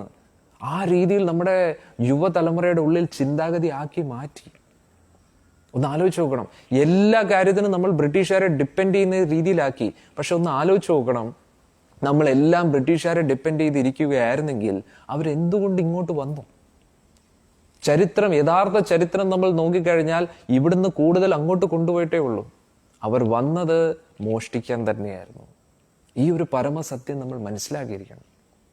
ചിലവർ പറയും നല്ല റോഡുകളും ബിൽഡിങ്ങും ഒക്കെ പണിഞ്ഞില്ല. എന്തിനു വേണ്ടി? അവർക്ക് വേണ്ടി പണിഞ്ഞു. എത്രയും പെട്ടെന്ന് മോഷ്ടിച്ച സാധനങ്ങൾ കൊണ്ടുപോകാൻ വേണ്ടി. അന്നേരം നമ്മൾ കണ്ണടച്ച് ഇരുട്ടാക്കാൻ നോക്കരുത്. നമ്മുടെ സംസ്കാരമാണ് നഷ്ടപ്പെട്ടിരിക്കുന്നത്. അതൊക്കെ നമ്മൾ ഒരിക്കലും മറന്നു പോകരുത്. ഇപ്പോൾ ഉദാഹരണത്തിന് മോഗൾസ് വന്നിട്ട് അമ്പലങ്ങളെയും പല പല ഇതിഹാസ സ്മാരകങ്ങളെയും നശിപ്പിച്ചു. പക്ഷെ ഏറ്റവും വലിയ ചതിവ് ആരാ ചെയ്തതെന്നറിയോ? ബ്രിട്ടീഷുകാർ തന്നെയാണ്. അവർ ബിൽഡിംഗ് ഒന്നും നശിപ്പിച്ചില്ല, അവർ നമ്മുടെ അടിസ്ഥാനപരമായിട്ടുള്ള വിശ്വാസത്തെ നശിപ്പിച്ചു, നമ്മുടെ സംസ്കാരത്തെ നശിപ്പിച്ചു. അതിൽ നിന്ന് ഇതുവരെയായിട്ട് നമ്മൾ പുറത്തു വന്നിട്ടില്ല. അതുകൊണ്ട് നമ്മൾ ഇതിൽ നിന്നൊക്കെ ഉണരണം. ഓരോ ഇൻഡിപെൻഡൻസ് ഡേയും റിപ്പബ്ലിക് ഡേ വരുമ്പോൾ മാത്രം നമ്മൾ ഇതൊന്ന് ഓർത്താൽ പോരാ, എല്ലാ ദിവസവും നമ്മൾ ഇത് ഓർക്കണം. കാരണം എന്താണെന്നറിയാമോ, ഇത് ബൂമറാങ് പോലെ തിരിച്ചു വരും. കാരണം നമ്മുടെ കുട്ടികൾ വളർന്നുകൊണ്ടിരിക്കുകയാണ്. നമ്മൾ നമ്മുടെ ഭാരതീയ സംസ്കാരം, നമ്മുടെ കേരളീയ സംസ്കാരം ഒന്നും കുട്ടികളെ പഠിപ്പിച്ചില്ലെങ്കിൽ എന്താവും? കുട്ടികൾക്ക് ഇതിലുള്ള വിശ്വാസം നഷ്ടപ്പെടും. അതുകൊണ്ട് വളരെ ഇമ്പോർട്ടൻ്റ് ആണ് ഇതൊക്കെ നമ്മൾ പഠിക്കണം, പഠിപ്പിക്കണം. ഇനി നമുക്ക് ഇന്നത്തെ ശ്ലോകം ഇതുമായിട്ട് ബന്ധപ്പെട്ട് നമുക്ക് ചർച്ച ചെയ്യാം. അതിനു മുമ്പായിട്ട് ഭഗവാന്റെ കീർത്തനം ആരംഭിക്കാം. ജയ രാധ മാധവ ജയോ കുഞ്ച ബിഹാരി, ജയ രാധ മാധവ ജയോ കുഞ്ച ബിഹാരി, ജയ ഗോപി ജന വല്ലഭ ജയോ ഗിരിവരധാരി, ജയോ ഗിരിവരധാരി, ജയോ യശോദാനന്ദന, ജയോ ബ്രജജനരഞ്ജന, ജയോ യമുന തീരവനചാരി, ജയോ കുഞ്ച ബിഹാരി. ഹരേ കൃഷ്ണ കൃഷ്ണ കൃഷ്ണ ഹരേ ഹരേ, ഹരേ രാമ രാമ രാമ ഹരേ ഹരേ. बोलो गिर प्रेम धन हरिनाम संकीर्तन की जय. जय जय भागवता देवा, जय जय भागवता, जय जय राधा कृष्ण स्वरूप, जय जय भागवता.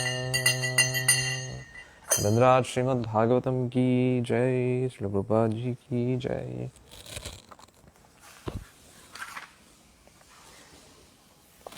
നമ്മൾ ചർച്ച ചെയ്യുന്നത് ശ്രീമദ് ഭാഗവതത്തിലെ ഒന്നാമത്തെ സ്കന്ധം 3-ാമത്തെ അധ്യായം 23-ാമത്തെ ശ്ലോകം.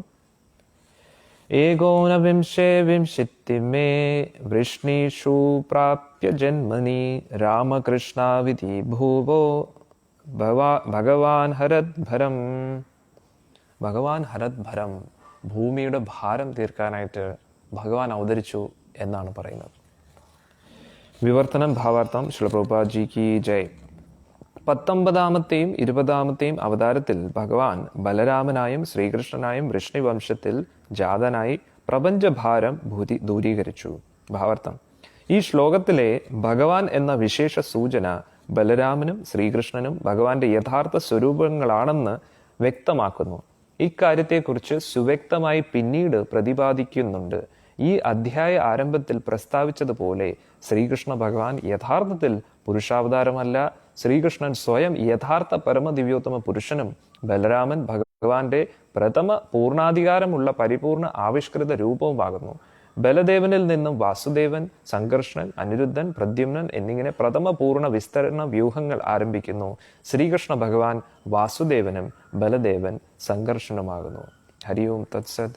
ഓം അജ്ഞാനതിമിരന്തസ്യ ജ്ഞാനാഞ്ജനാശലാഘായ ചക്ഷുരോന്മിലിതം യേന തസ്മൈ ശ്രീ ഗുരുവേ നമഃ. ശ്രീചൈതന്യ മനോഭീഷ്ടം സ്ഥാപിതം യേന ഭൂതലേ സ്വയം രൂപ കദാ മह्यं ദദാതി സ്വപദാന്തികം. വന്ദേഹം ശ്രീഗുരോം ശ്രീയുതാപദകമലം ശ്രീഗുരോം വൈഷ്ണവാംശ്ച.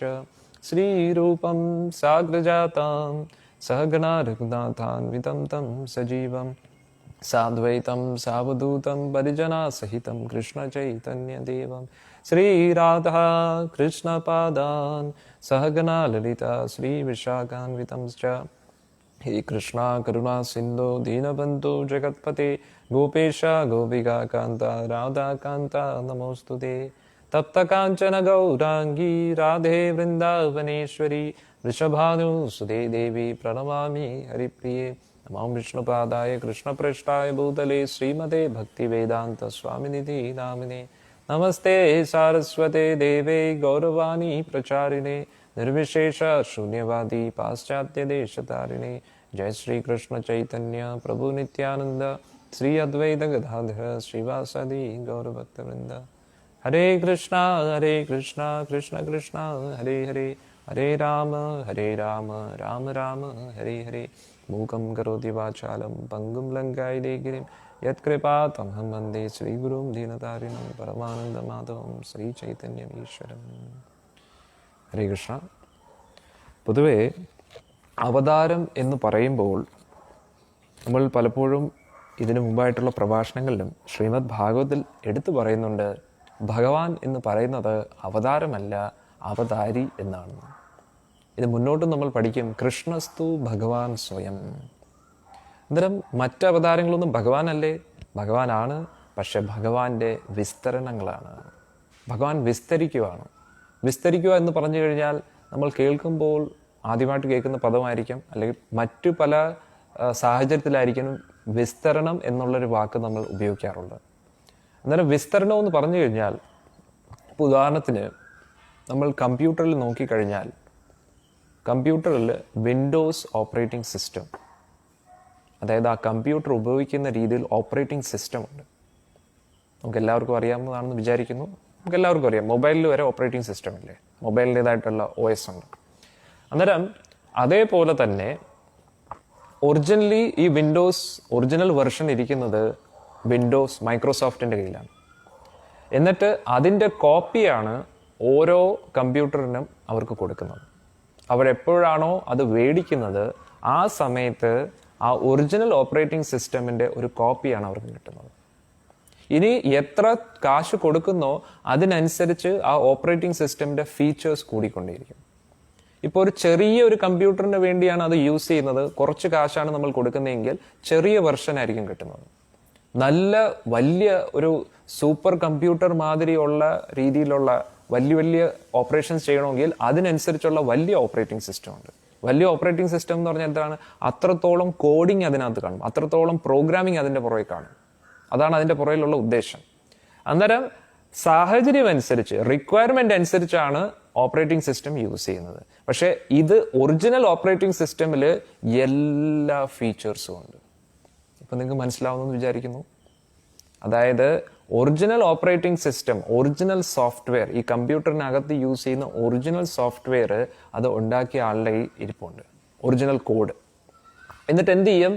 ഓരോ വ്യക്തികൾ എന്തൊക്കെ പറയുന്നു, എത്ര കാശാണോ കൊടുക്കുന്നത് അതിനനുസരിച്ചായിരിക്കും അത് ഇങ്ങനെ സപ്ലൈ ചെയ്തുകൊണ്ടിരിക്കുന്നത്. അന്നേരം ആ കമ്പ്യൂട്ടറിന്റെ റിക്വയർമെന്റ് അനുസരിച്ച്. ഇതേപോലെ ഭഗവാൻ ഒരാളാണ്. ആ ഭഗവാൻ സാഹചര്യം അനുസരിച്ച്, റിക്വയർമെന്റ് അനുസരിച്ച് ഭഗവാൻ വിസ്തരിക്കുന്നു. വിസ്തരണത്തിന്റെ അർത്ഥം ഒറിജിനൽ ഭഗവാനിൽ നിന്ന് എന്തെങ്കിലും കുറഞ്ഞു എന്നല്ല, ഭഗവാൻ അങ്ങനെ തന്നെ ഇരിക്കും.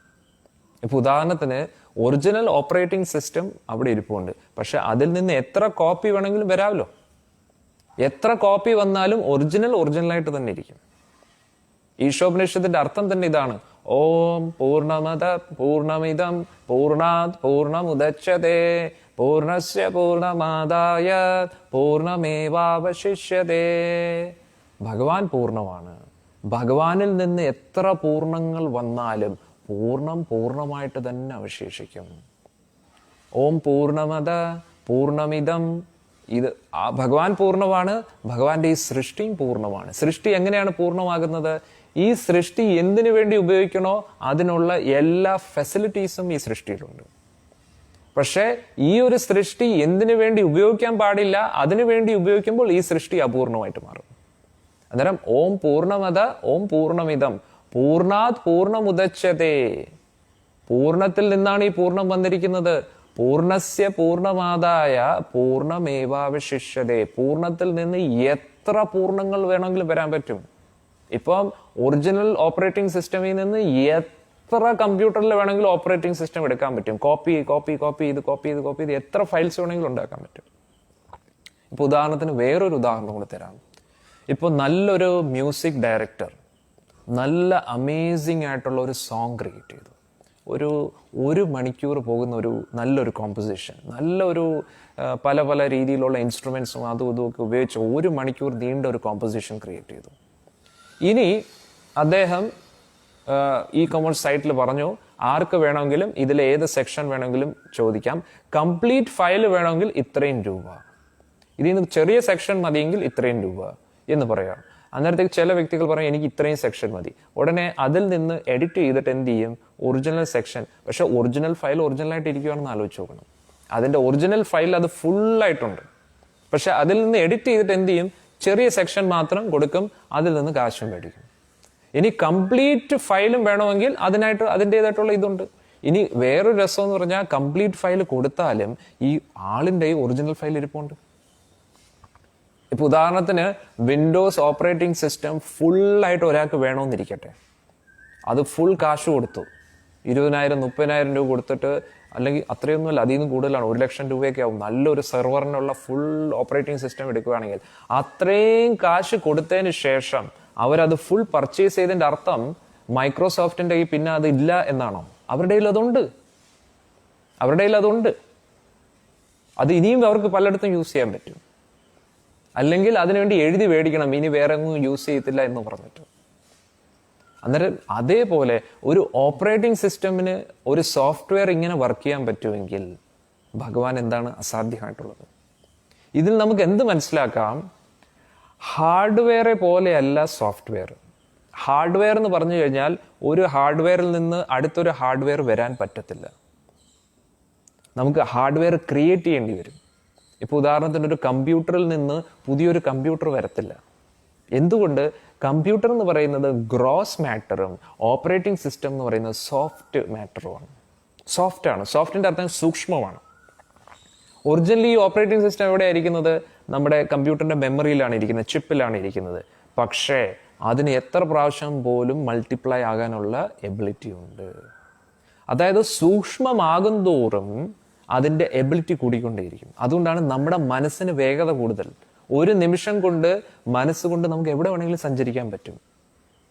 പക്ഷെ എന്താ പ്രശ്നം? മനസ്സുമായിട്ട് നമ്മൾ കണക്റ്റഡ് അല്ല. മനസ്സിനെ നമ്മളല്ല ഉപയോഗിക്കുന്നത്, മനസ്സ് നമ്മളെയാണ് ഉപയോഗിക്കുന്നത്. അതുകൊണ്ടാണ് നമുക്ക് മനസ്സിനെ പൂർണ്ണമായിട്ടും മനസ്സിലാകാത്തത്. ഒന്നും മനസ്സിലായില്ല, എല്ലാം മനസ്സിലാക്കി. അതായത് നമ്മുടെ മനസ്സിനെ നമുക്ക് നിയന്ത്രിച്ചെങ്കിൽ മാത്രമേ മനസ്സിന്റെ എല്ലാവിധ ശക്തികളും നമുക്ക് ഉപയോഗിക്കാൻ പറ്റൂ. മനസ്സ് പറയുന്നത് നമ്മൾ കേൾക്കും തോറും നമ്മൾ കൂടുതൽ കൂടുതൽ വീക്ക് ആയിക്കൊണ്ടേയിരിക്കും. അന്നേരം യോഗികൾ എന്നൊക്കെ പറഞ്ഞു കഴിഞ്ഞാൽ അവർ മനസ്സ് പറയുന്നത് കേൾക്കാറില്ല. അവർ പറയുന്നത് മനസ്സിനെ കൊണ്ട് കേൾപ്പിക്കാനാണ് ശ്രമിക്കുന്നത്. അതുകൊണ്ട് അവരുടെ യോഗബലം കൂടും, തപോബലം കൂടും. അന്നേരം അവർ ആ മനസ്സിനെ ഉപയോഗിച്ച് എവിടെ വേണമെങ്കിലും സഞ്ചരിക്കാൻ പറ്റും, സ്പേസിൽ എവിടെ വേണമെങ്കിലും ട്രാവൽ ചെയ്യാൻ പറ്റും. ഇതൊക്കെ സയന്റിഫിക് കാര്യങ്ങളാണ്. പക്ഷെ ഇന്നത്തെ സയൻസ് സട്ടൽ സൂക്ഷ്മ മാറ്ററിനെ കുറിച്ച് സ്റ്റഡി ചെയ്യുന്നില്ല, എല്ലാം ഗ്രോസ് മാറ്ററിനെ കുറിച്ച് മാത്രമാണ് സ്റ്റഡി ചെയ്യുന്നത്. പക്ഷെ നമ്മുടെ വൈദിക സംസ്കാരം ഗ്രോസ് മാറ്ററിനെ കുറിച്ചും പറയുന്നുണ്ട്, സട്ടൽ മാറ്ററിനെ കുറിച്ചും പറയുന്നുണ്ട്. ഈ സട്ടൽ മാറ്ററിലാണ് മെറ്റാഫിസിക്സ് ഇരിക്കുന്നത്. അവിടുന്നാണ് കൂടുതൽ സയൻസിന്റെ ഇൻട്രസ്റ്റിംഗ് ടോപ്പിക്സ് തുടങ്ങുന്നത്. ഈ ഗ്രോസിൽ മാത്രം കളിച്ചിട്ട് കാര്യമില്ല. നമ്മുടെ യോഗി വര്യന്മാരും ഋഷീശ്വരന്മാരും കളിക്കുന്നത് സൂക്ഷ്മ മാറ്ററിലാണ്, സട്ടൽ മാറ്ററിലാണ് ഇതൊക്കെ കളിക്കുന്നത്. അതിന്റെ ബെനിഫിറ്റ് എന്താണ്? അതുകൊണ്ടാണ് അവർ യോഗബലം കൊണ്ട് മൈൻഡ് ഇങ്ങനെ ഫോക്കസ്ഡ് ആയിട്ട് ഇരുന്നു കഴിഞ്ഞാൽ അവരുടെ ചുറ്റുമുള്ള എലിമെന്റ്സ് ഒരു അസ്ത്രമാക്കാൻ അവർക്ക് പറ്റും. അടിസ്ഥാനപരമായിട്ട് ഈ പ്രപഞ്ചത്തിൽ കാണുന്ന എല്ലാ സൃഷ്ടികളും 24 മൂലകങ്ങളുള്ളതാണ്. Earth, water, fire, air, ether, ഭൂമി, പൃഥ്വി, ആകാശം, വായു, ജലം, അഗ്നി, ഇങ്ങനെയുള്ള വസ്തുക്കൾ കൊണ്ടും പിന്നെ ഇന്ദ്രിയങ്ങൾ, ഇന്ദ്രിയ വിഷയങ്ങൾ, ഇങ്ങനെ പിന്നെ ജ്ഞാനേന്ദ്രിയങ്ങൾ, കർമ്മേന്ദ്രിയങ്ങൾ, ഇങ്ങനെ എല്ലാം കൂടെ ചേർത്ത് പിന്നെ സമയം, കാലം, ഇതും കൂടെ ആകുമ്പോൾ 24 മൂലകങ്ങളാവും. ഇതിന്റെ പല കോമ്പിനേഷൻസ് ആണ് നമ്മൾ കാണുന്ന നമ്മുടെ ഈ ശരീരം, നമ്മുടെ വീട്, മറ്റു നമ്മുടെ റിലേറ്റീവ്സും എല്ലാത്തിന്റെ അടിസ്ഥാനം എന്ന് പറയുന്നത് ഈ 24 മൂലകങ്ങളാണ്. അന്നേരം ഈ 24 മൂലകങ്ങളെ യോഗി എങ്ങനെയാ ചെയ്യുന്നതെന്ന് വെച്ച് കഴിഞ്ഞാൽ, ആ യോഗി ധ്യാനബലം കൊണ്ട്, തപോബലം കൊണ്ട് അവർ ഈ സ്വന്തം 24 മൂലകങ്ങളിൽ നിന്നും സ്പ്ലിറ്റ് ആവും. അദ്ദേഹം മനസ്സിലാക്കും, ഞാൻ ഈ 24 മൂലകങ്ങളല്ല എന്ന് പറഞ്ഞ് അതിൽ നിന്ന് രക്ഷപ്പെടും. അന്നേരം അതിനകത്ത് മനസ്സൊക്കെ ഉണ്ട്. അന്നേരം ഈ 24 മൂലകങ്ങളെ അവർക്ക് എങ്ങനെ വേണമെങ്കിലും ട്രാൻസ്ഫർ ചെയ്യാനും ഇതിനെ വലുതാക്കാനും ചെറുതാക്കാനും ഇതിന്റെ വെയിറ്റ് കുറയ്ക്കാനും എല്ലാവർക്കും പറ്റും. ഇതൊരു വളരെ ഡീപ്പ് സയൻസ് ആണ്. അന്നേരം ഇപ്പോഴെന്താ പറ്റുന്നതെന്ന് വെച്ച് കഴിഞ്ഞാൽ, ഈ ഒരു ആത്മാവ് ഈ 24 മൂലകങ്ങൾക്ക് അകത്തിരിക്കുകയാണ്. എന്നിട്ട് അവർ വിചാരിക്കുന്നു, ഞാൻ ഈ മൂലകങ്ങളാണ്, ഞാൻ ഈ ശരീരമാണ് എന്ന് വിചാരിച്ചിരിക്കുകയാണ്. അത് കാരണം ഈ ശരീരത്തിന്റെ എല്ലാ ലിമിറ്റേഷൻസിനും ആ ഒരു വ്യക്തിക്കും ബാധകമാണ്. ഒരു സിമ്പിൾ ഉദാഹരണം പറയാം. ഇപ്പോൾ നമ്മളൊരു വണ്ടിയിൽ യാത്ര ചെയ്യുകയാണെങ്കിൽ ആ ഒരു വണ്ടി പെട്ടെന്ന് തകർന്നു പോയി കഴിഞ്ഞാൽ എന്താവും? നമ്മൾ ടെൻഷൻ അടിക്കും. ഈ വണ്ടി എനിക്ക് എത്രയും പെട്ടെന്ന് പോയേ പറ്റൂ. ഏറ്റവും എളുപ്പമാർഗം എന്തോ? ഉടനെ ഇറങ്ങുക, വേറെ വണ്ടി പിടിച്ചു പോവുക. അത്രയേ ഉള്ളൂ, സിമ്പിൾ. പക്ഷെ നമ്മൾ ആ വണ്ടിയിൽ ഇരിക്കുന്നിടത്തോളം കാലം ആ വണ്ടിയെ നമ്മൾ സ്റ്റാർട്ട് ചെയ്യാനാണ് നോക്കുന്നത്. അന്നേരം ആ വണ്ടിയുടെ ലിമിറ്റേഷൻസ് നമ്മുടെ ലിമിറ്റേഷൻസ് ആയിട്ട് മാറുകയാണ്. ആ വണ്ടിയുടെ ലിമിറ്റേഷൻ നമ്മുടെ ലിമിറ്റേഷൻ അല്ല. നമുക്ക് ലിമിറ്റേഷൻസ് ഇല്ല. കാരണം നമ്മൾ ശരീരമല്ല, നമ്മൾ ആത്മാവാണ്. അഹം ബ്രഹ്മാസ്മി, ബ്രഹ്മഭൂത പ്രസന്നാത്മാ ന ശോചതി ന കാംക്ഷതി. എല്ലാ ആധ്യാത്മിക കാര്യങ്ങളും നമ്മളെ മെറ്റാഫിസിക്സിനെ കുറിച്ചാണ് പറയുന്നത്, ഡീപ്പ് സയൻസിനെ കുറിച്ചാണ് പറയുന്നത്. നിർഭാഗ്യവശാൽ സയന്റിസ്റ്റ് എന്ന് പറഞ്ഞ് നടക്കുന്ന വ്യക്തികൾ ആധ്യാത്മിക കാര്യങ്ങളെ ഫുൾ തള്ളുന്നു. എന്നിട്ട് പറയുന്നു സയൻസ് മാത്രമാണ് ഇല്ലെന്ന്. എന്നിട്ട് ദൈവവിശ്വാസത്തോടു കൂടി ജീവിക്കുന്ന അവർ അന്ധവിശ്വാസത്തിലുമാണ് ജീവിക്കുന്നത്. യഥാർത്ഥ സയൻസിലോട്ട് ആരും പോകുന്നില്ല. അതാണ് പ്രശ്നം. രണ്ടുപേരും തെറ്റാണ്. അതായത് സയൻസ് മാത്രം എന്ന് പറഞ്ഞ് വിചാരിക്കുന്നവർ അവരും അന്ധവിശ്വാസത്തിലാണ്. എന്നിട്ട് ദൈവവിശ്വാസത്തോടു കൂടി ജീവിക്കുന്നു എന്ന് പറഞ്ഞ് നടക്കുന്നവരും ആക്ച്വലി അന്ധവിശ്വാസത്തിലാണ്. കാരണം അവരാരും ശാസ്ത്രം പഠിക്കാറില്ല, ഡീപ്പായിട്ട് പോകാറില്ല. യഥാർത്ഥത്തിൽ ഇതിന്റെ അന്തിമ സത്യം എന്താണ്, ഈ 24 മൂലകങ്ങൾ എന്താണ്, നമ്മുടെ ശരീരത്തിന്റെ ഓരോ ഘടന എന്താണ്, ഇതിന്റെ അടിസ്ഥാന തത്വം, ഇതൊക്കെ മനസ്സിലാക്കി നമ്മൾ ജീവിക്കുമ്പോൾ ഒരു വല്ലാത്തൊരു അനുഭൂതിയായിരിക്കും. നമുക്ക് ഒരു ഉണർവുണ്ടാവും. ഇതാണ് നമ്മുടെ ഭാരതീയ സംസ്കാരത്തിന്റെ അടിസ്ഥാനം. അതുകൊണ്ടാണ് വലിയ വലിയ ഋഷീശ്വരന്മാർക്ക് അവർക്ക് ടെൻഷനോ ഫ്രസ്ട്രേഷനോ ഒന്നും ഇല്ല. അവർ ഒരു നിമിഷം കൊണ്ട് ഈ പ്രപഞ്ചത്തെ വരെ അങ്ങോട്ടും ഇങ്ങോട്ടും ആക്കാൻ പറ്റും. അത്രയ്ക്ക് പവറാണ്. പക്ഷെ ഇപ്പോഴെന്താണ്, നമ്മുടെ ശരീരത്തിനകത്ത് എന്തൊക്കെയാണ് നടക്കുന്നത് പോലും നമുക്ക് അറിഞ്ഞൂടും. ഒന്ന് ആലോചിച്ച് നോക്കണം. പ്രപഞ്ചത്തെക്കുറിച്ച് പോട്ടെ, നമുക്ക് ഈ വായിലൂടെ ആഹാരം കഴിച്ചിട്ട് ആ ആഹാരം അകത്ത് ചെന്നിട്ട് എന്തൊക്കെയാണ് നടക്കുന്നതെന്ന് പോലും നമുക്ക് അറിഞ്ഞുകൂടാ. കൊറോണ വൈറസിനെ പോലും നമുക്ക് കാണാൻ പറ്റുന്നില്ല. ആർക്ക് കൊറോണ ഉണ്ട്, ആർക്ക് കൊറോണ ഇല്ലെന്ന് നമുക്ക് അറിഞ്ഞുകൂടാ. നമ്മുടെ ശരീരത്തിന്റെ ഇമ്മ്യൂണിറ്റിയെ കുറിച്ച് നമുക്ക് അറിഞ്ഞുകൂടാ. നമ്മൾ കൂടുതൽ ഈ ശരീരത്തിന്റെ ലിമിറ്റേഷൻസിൽ ഒതുങ്ങി ജീവിക്കുന്ന ആൾക്കാരാണ്. അന്നേരം ശരീരം വൃദ്ധാവസ്ഥയിലേക്ക് പോകുന്തോറും നമുക്ക് ദുഃഖം വരും. ഞാൻ വൃദ്ധാവസ്ഥയിലേക്ക് പോകുന്നു. യോഗികൾ അങ്ങനെയല്ല. പൊതുവെ കേൾക്കാറില്ലേ, ഈ അത്ര നല്ല ഉദാഹരണമല്ല, പക്ഷെ ഞാൻ പറയുവാണ്, മദ്യം പഴകുന്തോറും അതിന്റെ വീര്യം കൂടുമെന്നാണ് പറയുന്നത്. അതേപോലെ ഒരു യോഗിയുടെ വൃദ്ധാവസ്ഥയിലോട്ട് പോകുന്തോറും അവന്റെ തപോബലം കൂടും, അവന്റെ യോഗശക്തി കൂടും. അന്നേരം നമ്മുടെ പൂർവികർ എന്ന് പറയുന്നത് അവർ വൃദ്ധരാകും തോറും അവരുടെ തപോബലവും അവരുടെ ഊർജവും കൂടിക്കൊണ്ടിരിക്കും. ഇപ്പൊ നമ്മുടെ ശീല പ്രഭുപാദ്ജിയെ തന്നെ നോക്കിക്കഴിഞ്ഞാൽ 69ാമത്തെ വയസ്സിലാണ് പ്രചരണം തുടങ്ങുന്നത്. അതിനുമുമ്പേ തുടങ്ങിയിട്ടില്ലെന്നല്ല, അതിനുമുമ്പേ തുടങ്ങി. പക്ഷെ 69ാമത്തെ വയസ്സിലാണ് അദ്ദേഹം തീരുമാനം എടുത്തത്, ഇവിടെ നിന്നിട്ട് കാര്യമില്ല. ഈ 24 വയസ്സ് മുതൽ 45 വർഷം 69ാമത്തെ വയസ്സ് വരെ ഭാരതത്തിൽ തന്നെ പ്രചരണം ചെയ്യാൻ ശ്രമിച്ചു. പക്ഷെ ആരും കേൾക്കാൻ തയ്യാറില്ല. അദ്ദേഹം ക്ഷമയോടുകൂടി ദൃഢവിശ്വാസത്തോടുകൂടി ചെയ്തു. പക്ഷെ എന്നിട്ടും ഒന്നും റിസൾട്ട് കിട്ടിയില്ല. അദ്ദേഹം വിട്ടുകൊടുക്കുവോ? 60ാമത്തെ വയസ്സ് കഴിഞ്ഞാൽ പൊതുവെ നമ്മൾ എവിടെയെങ്കിലും ഒതുങ്ങിക്കൂടി ജീവിക്കാനാണ് ഉദ്ദേശിക്കുന്നത്. ബാങ്ക് അക്കൗണ്ടിൽ കുറച്ച് കാശും എവിടെ, ഇദ്ദേഹത്തിന്റെ വെറും 40 രൂപ. ഒന്ന് ആലോചിച്ചു നോക്കണം. ഈ 40 രൂപയും വെച്ചിട്ട് അദ്ദേഹം അമേരിക്കയിൽ പോവുകയാണ്. അന്നത്തെ കാലത്ത് 40 രൂപയാണെങ്കിലും ഇന്നത്തെ ഒരു 1000 രൂപയോ 2000 രൂപയോ ഒരു 10,000 രൂപയാന്ന് ഇരിക്കട്ടെ, അല്ലെങ്കിൽ 1,00,000 രൂപയാന്ന്, ഇത് വെച്ച് നമുക്ക് അമേരിക്കയിൽ പോകാൻ പറ്റും ഇന്നത്തെ കാലത്ത് പോലും. അവിടെ പോയി ഒരു കോണ്ടാക്റ്റും ഇല്ല, എങ്ങോട്ട് പോകണമെന്ന് അറിയത്തില്ല, എവിടെ ജീവിക്കണമെന്ന് അറിയത്തില്ല. ഇദ്ദേഹം വെറും 40 രൂപയും വെച്ചിട്ട് ഒരു ചരക്ക് കപ്പലിൽ കയറിയിട്ടാണ് പോകുന്നത്. പോകുന്ന സമയത്ത് 2 ഹാർട്ട് അറ്റാക്കും വന്നു. അന്നേരം ക്യാപ്റ്റൻ പറഞ്ഞു നമുക്ക് തിരിച്ചു പോകാം. അദ്ദേഹം കേൾക്കാൻ തരില്ല. കാരണം എന്താണ്? അദ്ദേഹത്തിന്റെ ആ പവർ, അദ്ദേഹത്തിന്റെ ആ യോഗബലം. പ്രായം കൂടുന്നതിനനുസരിച്ച് വീര്യം കൂടും. ഇതാണ് ഒരു യോഗിയുടെ പവർ. എന്നിട്ട് അദ്ദേഹം നടക്കും 69. അദ്ദേഹത്തിന് ഇംഗ്ലീഷുകാരെ വെച്ച് നമ്മൾ നോക്കും, ഇംഗ്ലീഷുകാർക്ക് ഒരു 6 അടി 7 അടി പൊക്കമായിരിക്കും. ഇദ്ദേഹത്തിന് അത്രയും പൊക്കമല്ല, നമ്മുടെ സാധാരണ ഭാരതീയരുടെ പൊക്കമാണ്. പക്ഷെ എന്നിട്ടും ഇദ്ദേഹം ഒരു ശബ്ദം പറഞ്ഞു കഴിഞ്ഞാൽ അവർക്കത് വിശ്വാസമാണ്, കൺവിൻസ്ഡ് ആണ്. കാരണം അദ്ദേഹത്തിന്റെ ആ യോഗ ബലമാണത്, ആധ്യാത്മിക ശക്തി. അന്നേരം പൊതുവെ അമേരിക്കക്കാര് അന്ന് വിചാരിച്ചിരുന്നത് 30 വയസ്സ് കഴിഞ്ഞാൽ പിന്നെ ആര് പറയുന്നതും കേൾക്കരുത്. ആ 30 വയസ്സ് കഴിഞ്ഞവർ പറയുന്നത് പ്രഭുപാദിന്റെ ഏജ് എത്രയാണ്? 69 വയസ്സ്. പക്ഷെ പ്രഭുപാദ് പറഞ്ഞു കഴിഞ്ഞാൽ അവർ ജീവൻ കൊടുക്കാൻ തയ്യാറ്, കിണറ്റി ചാടാൻ പറഞ്ഞാൽ കിണറ്റി ചാടാൻ തയ്യാറല്ല. എന്തുകൊണ്ട്? കാരണം ആ പവറാണ്. അതിന്റെ അർത്ഥം അവരെ വശീകരിച്ചു വെച്ചിരിക്കുകയല്ല, അതല്ല. അവർ കൺവിൻസ്ഡ് ആണ്, ഈ വ്യക്തി പറയുന്നത് സാധാരണ വ്യക്തിയല്ല, ഇദ്ദേഹത്തിന് ഒരുപാട് ബലങ്ങളുണ്ട്. ഇത് ഒരുപാട് പേര് പ്രത്യക്ഷത്തിൽ അനുഭവിച്ചറിഞ്ഞ കാര്യങ്ങളാണ്. അന്നേരം ഇതൊക്കെ എന്ന് പറഞ്ഞു കഴിഞ്ഞാൽ ഒരു സാധാരണ കാര്യമല്ല. ഇതൊക്കെ നമ്മൾ ആക്സസ് ചെയ്യണം. ഇതാണ് ശ്രീല പ്രഭുപാദ് എല്ലാവരോടും പറയുന്നത്. അല്ലാതെ അദ്ദേഹം ദൈവമാണെന്നുള്ള രീതി ആരോടും പറഞ്ഞിട്ടില്ല. അദ്ദേഹം പറഞ്ഞ് ഭഗവാനെ നമ്മൾ മനസ്സിലാക്കിയിരിക്കണം. അന്നേരം നമ്മൾ നമ്മുടെ ഉള്ളിലുള്ള ശക്തികളെ ഉണർത്താൻ പറ്റും. നമ്മൾ എല്ലാവരും ഗരുഡനെ പോലെ ജീവിക്കേണ്ടവരാണ്. പക്ഷെ ഇപ്പോഴെന്താണ്? കോഴിക്കുഞ്ഞുങ്ങളെ പോലെ ഇര തേടി നടക്കുകയാണ്. ഗരുഡനെ പോലെ ഉയരങ്ങൾ പറക്കേണ്ട വ്യക്തികളാണ് നമ്മൾ. പക്ഷേ കോഴിക്കുഞ്ഞിന്റെ കൂട്ടത്തിൽ നമ്മൾ ആയിപ്പോയി. എന്നിട്ട് നമ്മൾ വിചാരിക്കുകയാണ് നമ്മൾ കോഴിയാണെന്ന് വിചാരിക്കുകയാണ്. എന്നിട്ട് നമ്മൾ ഇതൊന്നും അല്ല. നമ്മുടെ ഉള്ളിൽ ഒരുപാട് അമാനുഷിക ശക്തികൾ ഉറങ്ങിക്കിടപ്പുണ്ട്. ആ ശക്തികളെയൊക്കെ ഉണർത്തണം. ശരീരമല്ല, ആത്മാവാണ് എന്ന് നമ്മൾ മനസ്സിലാക്കണം. ഇതിന്റെ അടിസ്ഥാനത്തിൽ നമ്മൾ എല്ലാ കാര്യങ്ങളും ചെയ്യണം. അന്നേരം എന്താവും?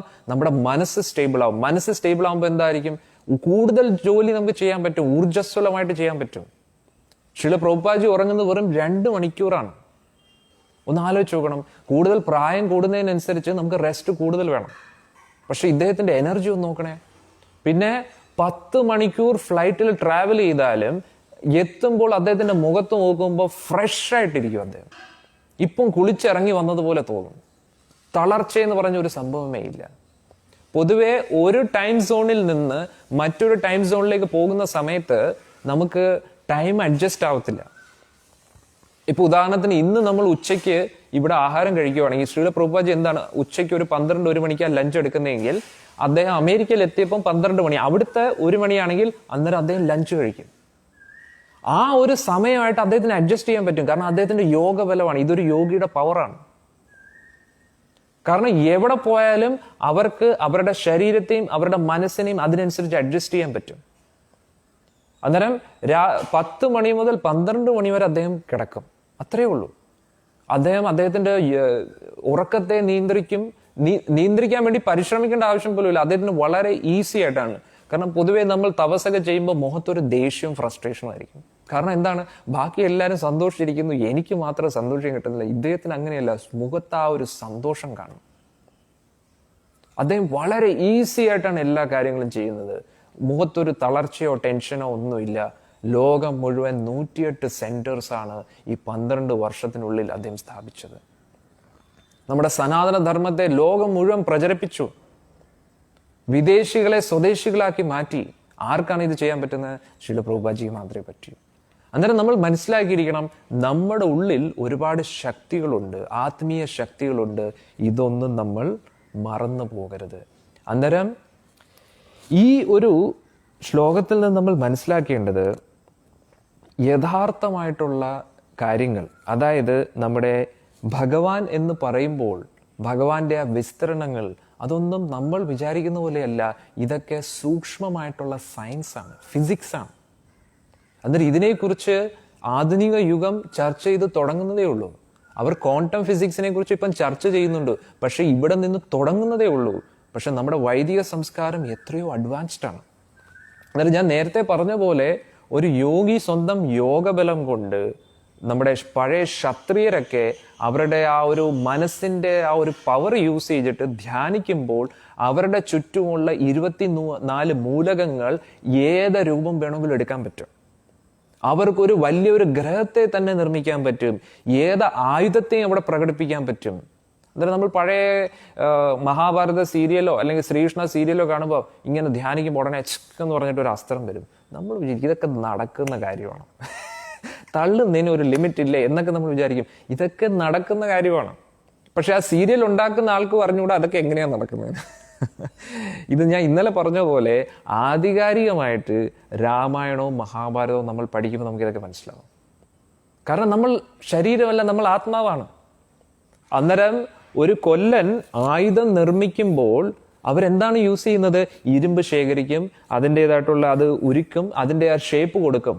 പക്ഷെ ഒരു യോഗിക്ക് അങ്ങനെ പ്രവർത്തിക്കേണ്ട ആവശ്യം പോലും ഇല്ല. കാരണം ഈ ചുറ്റിൽ നമ്മൾ കാണുന്നിടത്ത് എല്ലാം പഞ്ചഭൂതങ്ങളും എല്ലാവിധ എലിമെന്റ്സും ഉണ്ട്.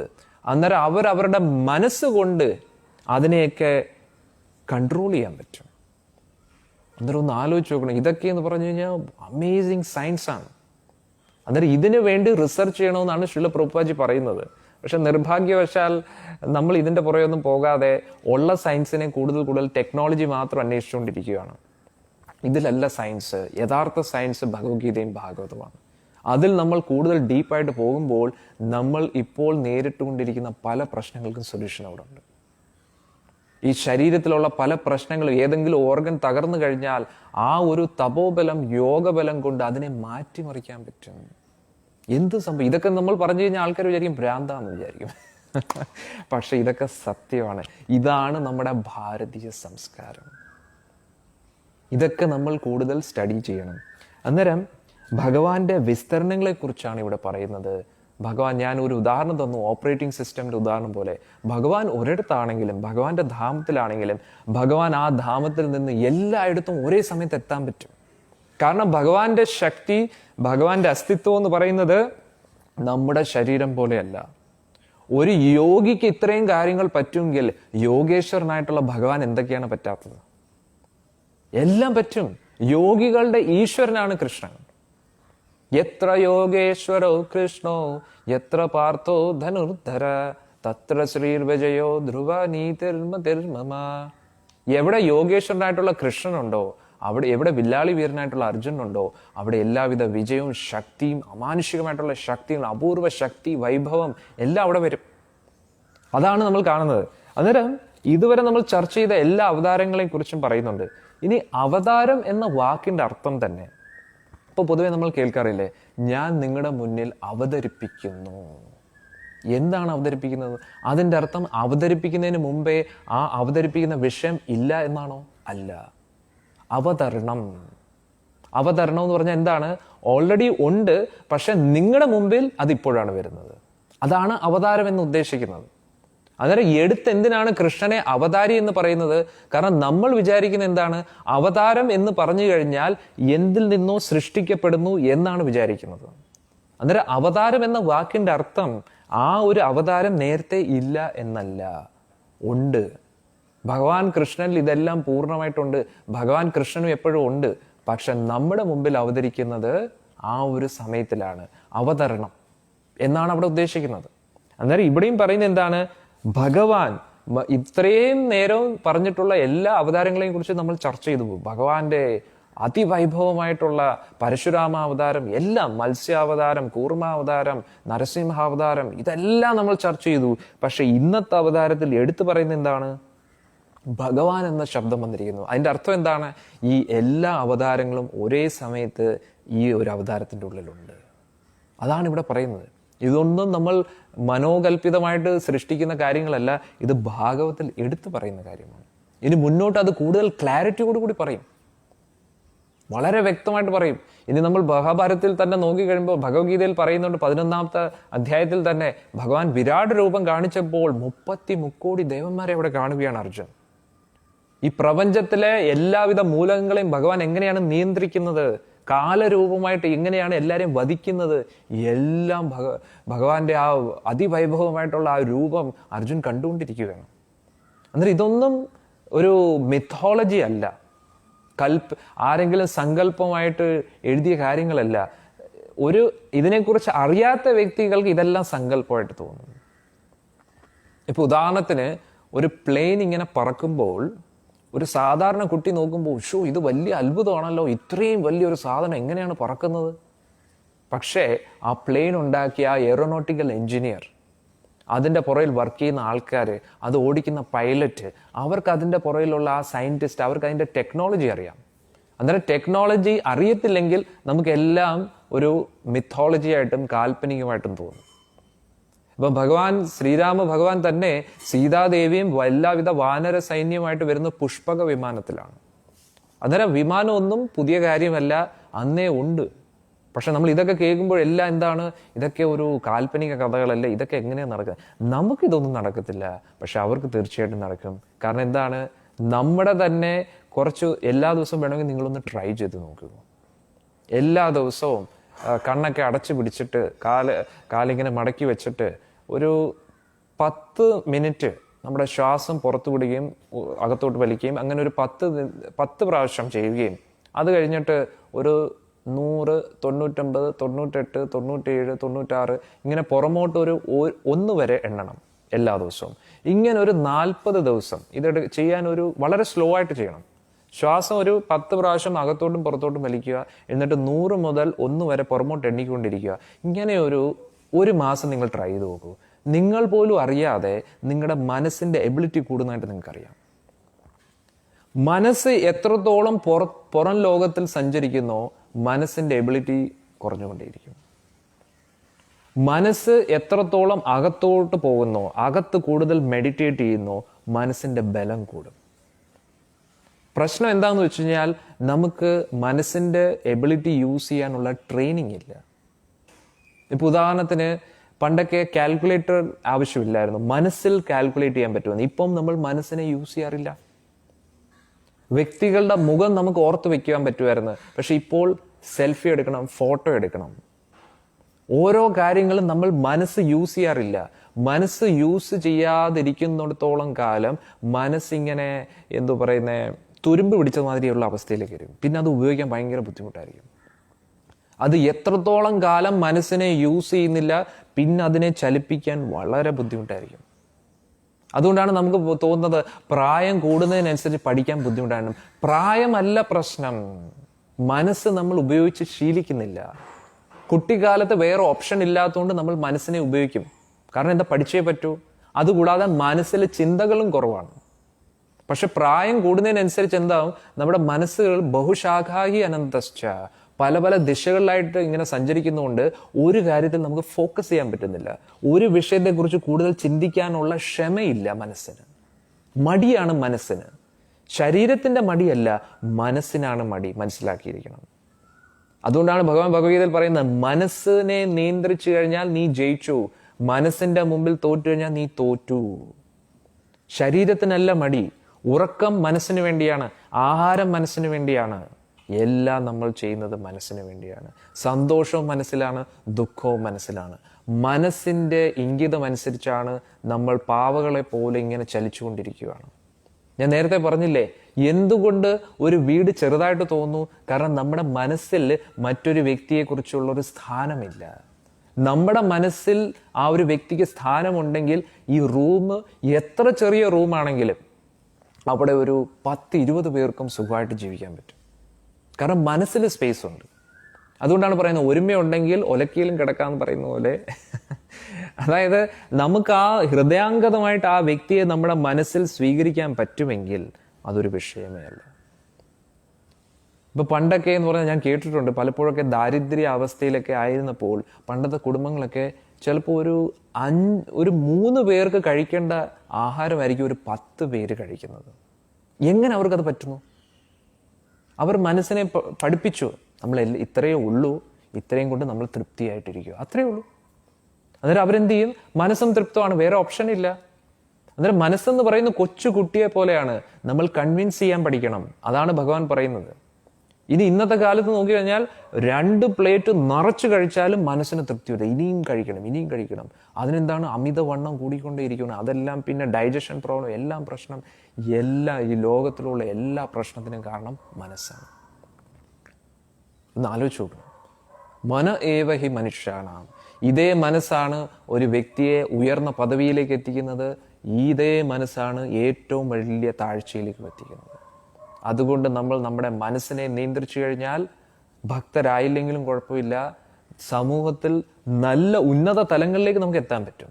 നമ്മൾ ഇപ്പോൾ ചെയ്യുന്ന കാര്യങ്ങൾ നല്ല രീതിയിൽ ചെയ്യാൻ പറ്റും. കുറഞ്ഞ പക്ഷം ഭക്തനായി കഴിഞ്ഞാൽ ഈ ഒരു സംസാര സാഗരത്തിൽ നമുക്ക് രക്ഷപ്പെടാൻ പറ്റും.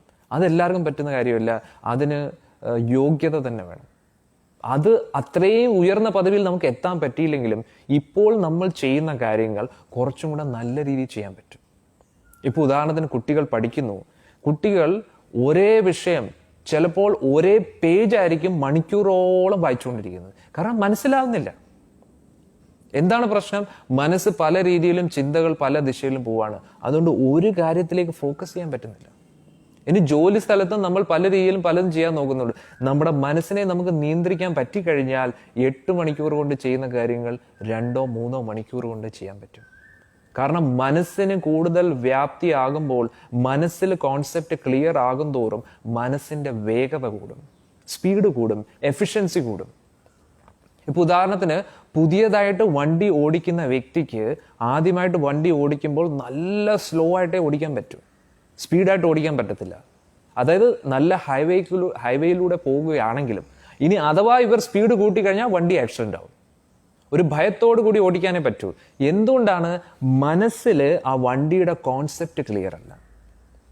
ഇനി എത്ര നല്ല എക്സ്പെർട്ട് ഡ്രൈവർ ആണെങ്കിലും പുതിയ ഒരു വണ്ടി ആദ്യമായിട്ട് തരികയാണെങ്കിൽ ആ വണ്ടിയായിട്ടൊന്ന് മൈൻഡ് ഒന്ന് കണക്ട് ആകാൻ കുറച്ച് സമയമെടുക്കും.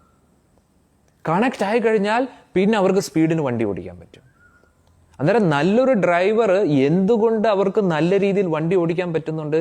കാരണം അവരുടെ മൈൻഡിൽ ആ വണ്ടി ഓടിക്കുന്നതിനെ കുറിച്ചുള്ള കോൺസെപ്റ്റ് ക്ലിയർ ആണ്. അന്നേരം ട്രെയിനിങ് കൈക്ക് വേണ്ടിയല്ല, ട്രെയിനിങ് മനസ്സിന് വേണ്ടിയാണ്. ഇനി ഡ്രൈവിംഗ് നമ്മൾ പഠിക്കാൻ പോകുമ്പോൾ ഡ്രൈവിംഗ് സ്കൂളിൽ എന്താണ് ചെയ്യുന്നത്? ഇങ്ങനെ തിരിച്ചുകൊണ്ടിരിക്കും, ക്ലച്ച്, ഗിയർ എല്ലാം. എന്തിനു വേണ്ടിയാണ്? ഇങ്ങനെ പല പ്രാവശ്യം റിപ്പീറ്റ് ചെയ്ത് മൈൻഡിൽ ആ ഡ്രൈവിങ്ങിനെ കുറിച്ചുള്ള കോൺസെപ്റ്റ് ക്ലിയർ ആക്കുകയാണ്. എല്ലാം അങ്ങനെയാണ്. അന്നേരം എല്ലാം ഈ മനസ്സിന് വേണ്ടിയാണ്. അന്നേരം ആധ്യാത്മിക ജീവിതത്തിൽ നമ്മൾ മനസ്സ് ഉപയോഗിച്ചില്ലെങ്കിൽ മനസ്സിന്റെ വ്യാപ്തി നമ്മൾ പുറം ലോകത്തിൽ ചെയ്യുന്ന കാര്യത്തിന് പോലും കുറയും. പക്ഷെ അതേ സമയത്ത് മെഡിറ്റേഷൻ, ധ്യാനം, ജപം, ഇതിലൊക്കെ നമ്മുടെ മനസ്സ് കേന്ദ്രീകരിക്കുമ്പോൾ, മന്ത്രങ്ങൾ ജപിക്കുമ്പോൾ, മനസ്ത്രായതീതി മന്ത്ര, മനസ്സിന്റെ ശക്തി കൂടും, യോഗബലം കൂടും, തപോബലം കൂടും. കൂടുതൽ കാര്യങ്ങൾ കുറഞ്ഞ സമയം കൊണ്ട് നല്ല എഫിഷ്യൻ്റ് ആയിട്ട് നമ്മൾ ചെയ്യാൻ പറ്റും. ഇതൊക്കെയാണ് ആധ്യാത്മിക ജീവിതം. അല്ലാതെ പഴഞ്ചൻ ഏർപ്പാടൊന്നുമല്ല. ഏറ്റവും എപ്പോഴും വിജയിക്കുന്ന ഒരു കാര്യമാണ് ആധ്യാത്മിക പാത എന്ന് പറഞ്ഞാൽ. അന്നേരം നമ്മളിപ്പോൾ നമ്മുടെ കാര്യങ്ങളെല്ലാം ഹാർഡ് വർക്ക് കൊണ്ട് ചെയ്തെടുക്കാൻ നോക്കുന്നു. അതുകൊണ്ട് നടക്കത്തില്ല. സ്മാർട്ട് വർക്കാണ് വേണ്ടുന്നത്. നല്ല ബുദ്ധിപരമായിട്ടുള്ള പ്ലാൻഡ് ആയിട്ടുള്ള വർക്കാണ് വേണ്ടുന്നത്. നമ്മൾ എങ്ങനെയാണോ ശരീരത്തിന് ആഹാരം കഴിക്കാൻ സമയം കണ്ടെത്തുന്നത്, അതേപോലെ നമ്മുടെ മനസ്സിനെ സ്റ്റേബിൾ ആക്കാനും ശക്തമാക്കാനും സമയം കണ്ടെത്തണം. അന്നേരം നമ്മൾ ധ്യാനിക്കുന്നതും ജപിക്കുന്നതും ഒക്കെ മനസ്സിന് വേണ്ടിയാണ്. പക്ഷെ ഇന്നത്തെ കാലത്ത് മനസ്സിന് വേണ്ടി നമ്മൾ ഒന്നും ചെയ്യാറില്ല. ശരീരത്തിന് വേണ്ടി മാത്രമേ ചെയ്യുന്നുള്ളൂ. ശരീരം കൊണ്ട് കൂടുതൽ വർക്ക് ചെയ്യുന്നു, ശരീരത്തിന് കൂടുതൽ ആഹാരം നൽകുന്നു. പക്ഷേ മനസ്സാണ് ശരീരത്തിന്റെ സ്റ്റിയറിംഗ്. അന്നേരം മനസ്സിനെ നല്ല പക്വമാക്കിയില്ലെങ്കിൽ ശരീരം തകരും, ശരീരത്തിന് പല പ്രശ്നങ്ങളും വരും. ഒരു ചെറിയ ഒരു പനി പോലും താങ്ങാനുള്ള ശക്തി കാണത്തില്ല, ഉടനെ ഡോക്ടറിൻ്റെ അടുത്ത് ഓടേണ്ടി വരും. പക്ഷെ നല്ല യോഗബലവും മനോബലവും ഉണ്ടെങ്കിൽ ഒരുപാട് കാര്യങ്ങൾക്ക് നമുക്ക് ഡോക്ടറിൻ്റെ അടുത്ത് പോകേണ്ടി വരത്തില്ല. അതാണ് യോഗത്തിന്റെ ബലം. അതുകൊണ്ടാണ് ഭഗവാൻ പറയുന്നത്, ജ്ഞാനിഭ്യോ അധികോ യോഗി കർമ്മിഭ്യോ അധികോ യോഗി തസ്മാത് യോഗി ഭവ അർജുന. എപ്പോഴും നീ ഒരു യോഗിയായിട്ടിരിക്കാനാണ് പറയുന്നത്. എൻ്റെ അർത്ഥമാണ് ആസനങ്ങൾ അതൊക്കെയാണോ? ആസനങ്ങളുടെയൊക്കെ ഉദ്ദേശം മനോനിയന്ത്രണമാണ്. മനസ്സിനെ നിയന്ത്രിക്കാൻ പഠിക്കണം. ആരാണോ അവൻ്റെ മനസ്സിനെ നിയന്ത്രിച്ചത് അവൻ്റെ എല്ലാ കാര്യവും നല്ല സൂപ്പറായിട്ടും സ്മൂത്തായിട്ടും നടക്കും. അതാണ് ഇന്നത്തെ ശ്ലോകത്തിൽ നിന്ന് നമുക്ക് മനസ്സിലാക്കാൻ പറ്റുന്നത്. ഇനി നാളെ നമുക്ക് അടുത്ത ശ്ലോകം ചർച്ച ചെയ്യാം. ഗ്രന്ഥരാജ് ശ്രീമദ് ഭാഗവതം കി ജയ്. ഇന്ന് വന്ന എല്ലാ ഭക്തജനങ്ങൾക്കും ഗുരുവായൂരപ്പൻ്റെ അനുഗ്രഹം ലഭിക്കട്ടെ എന്ന് ആത്മാർത്ഥമായിട്ട് പ്രാർത്ഥിക്കുന്നു. ഹരേ കൃഷ്ണ.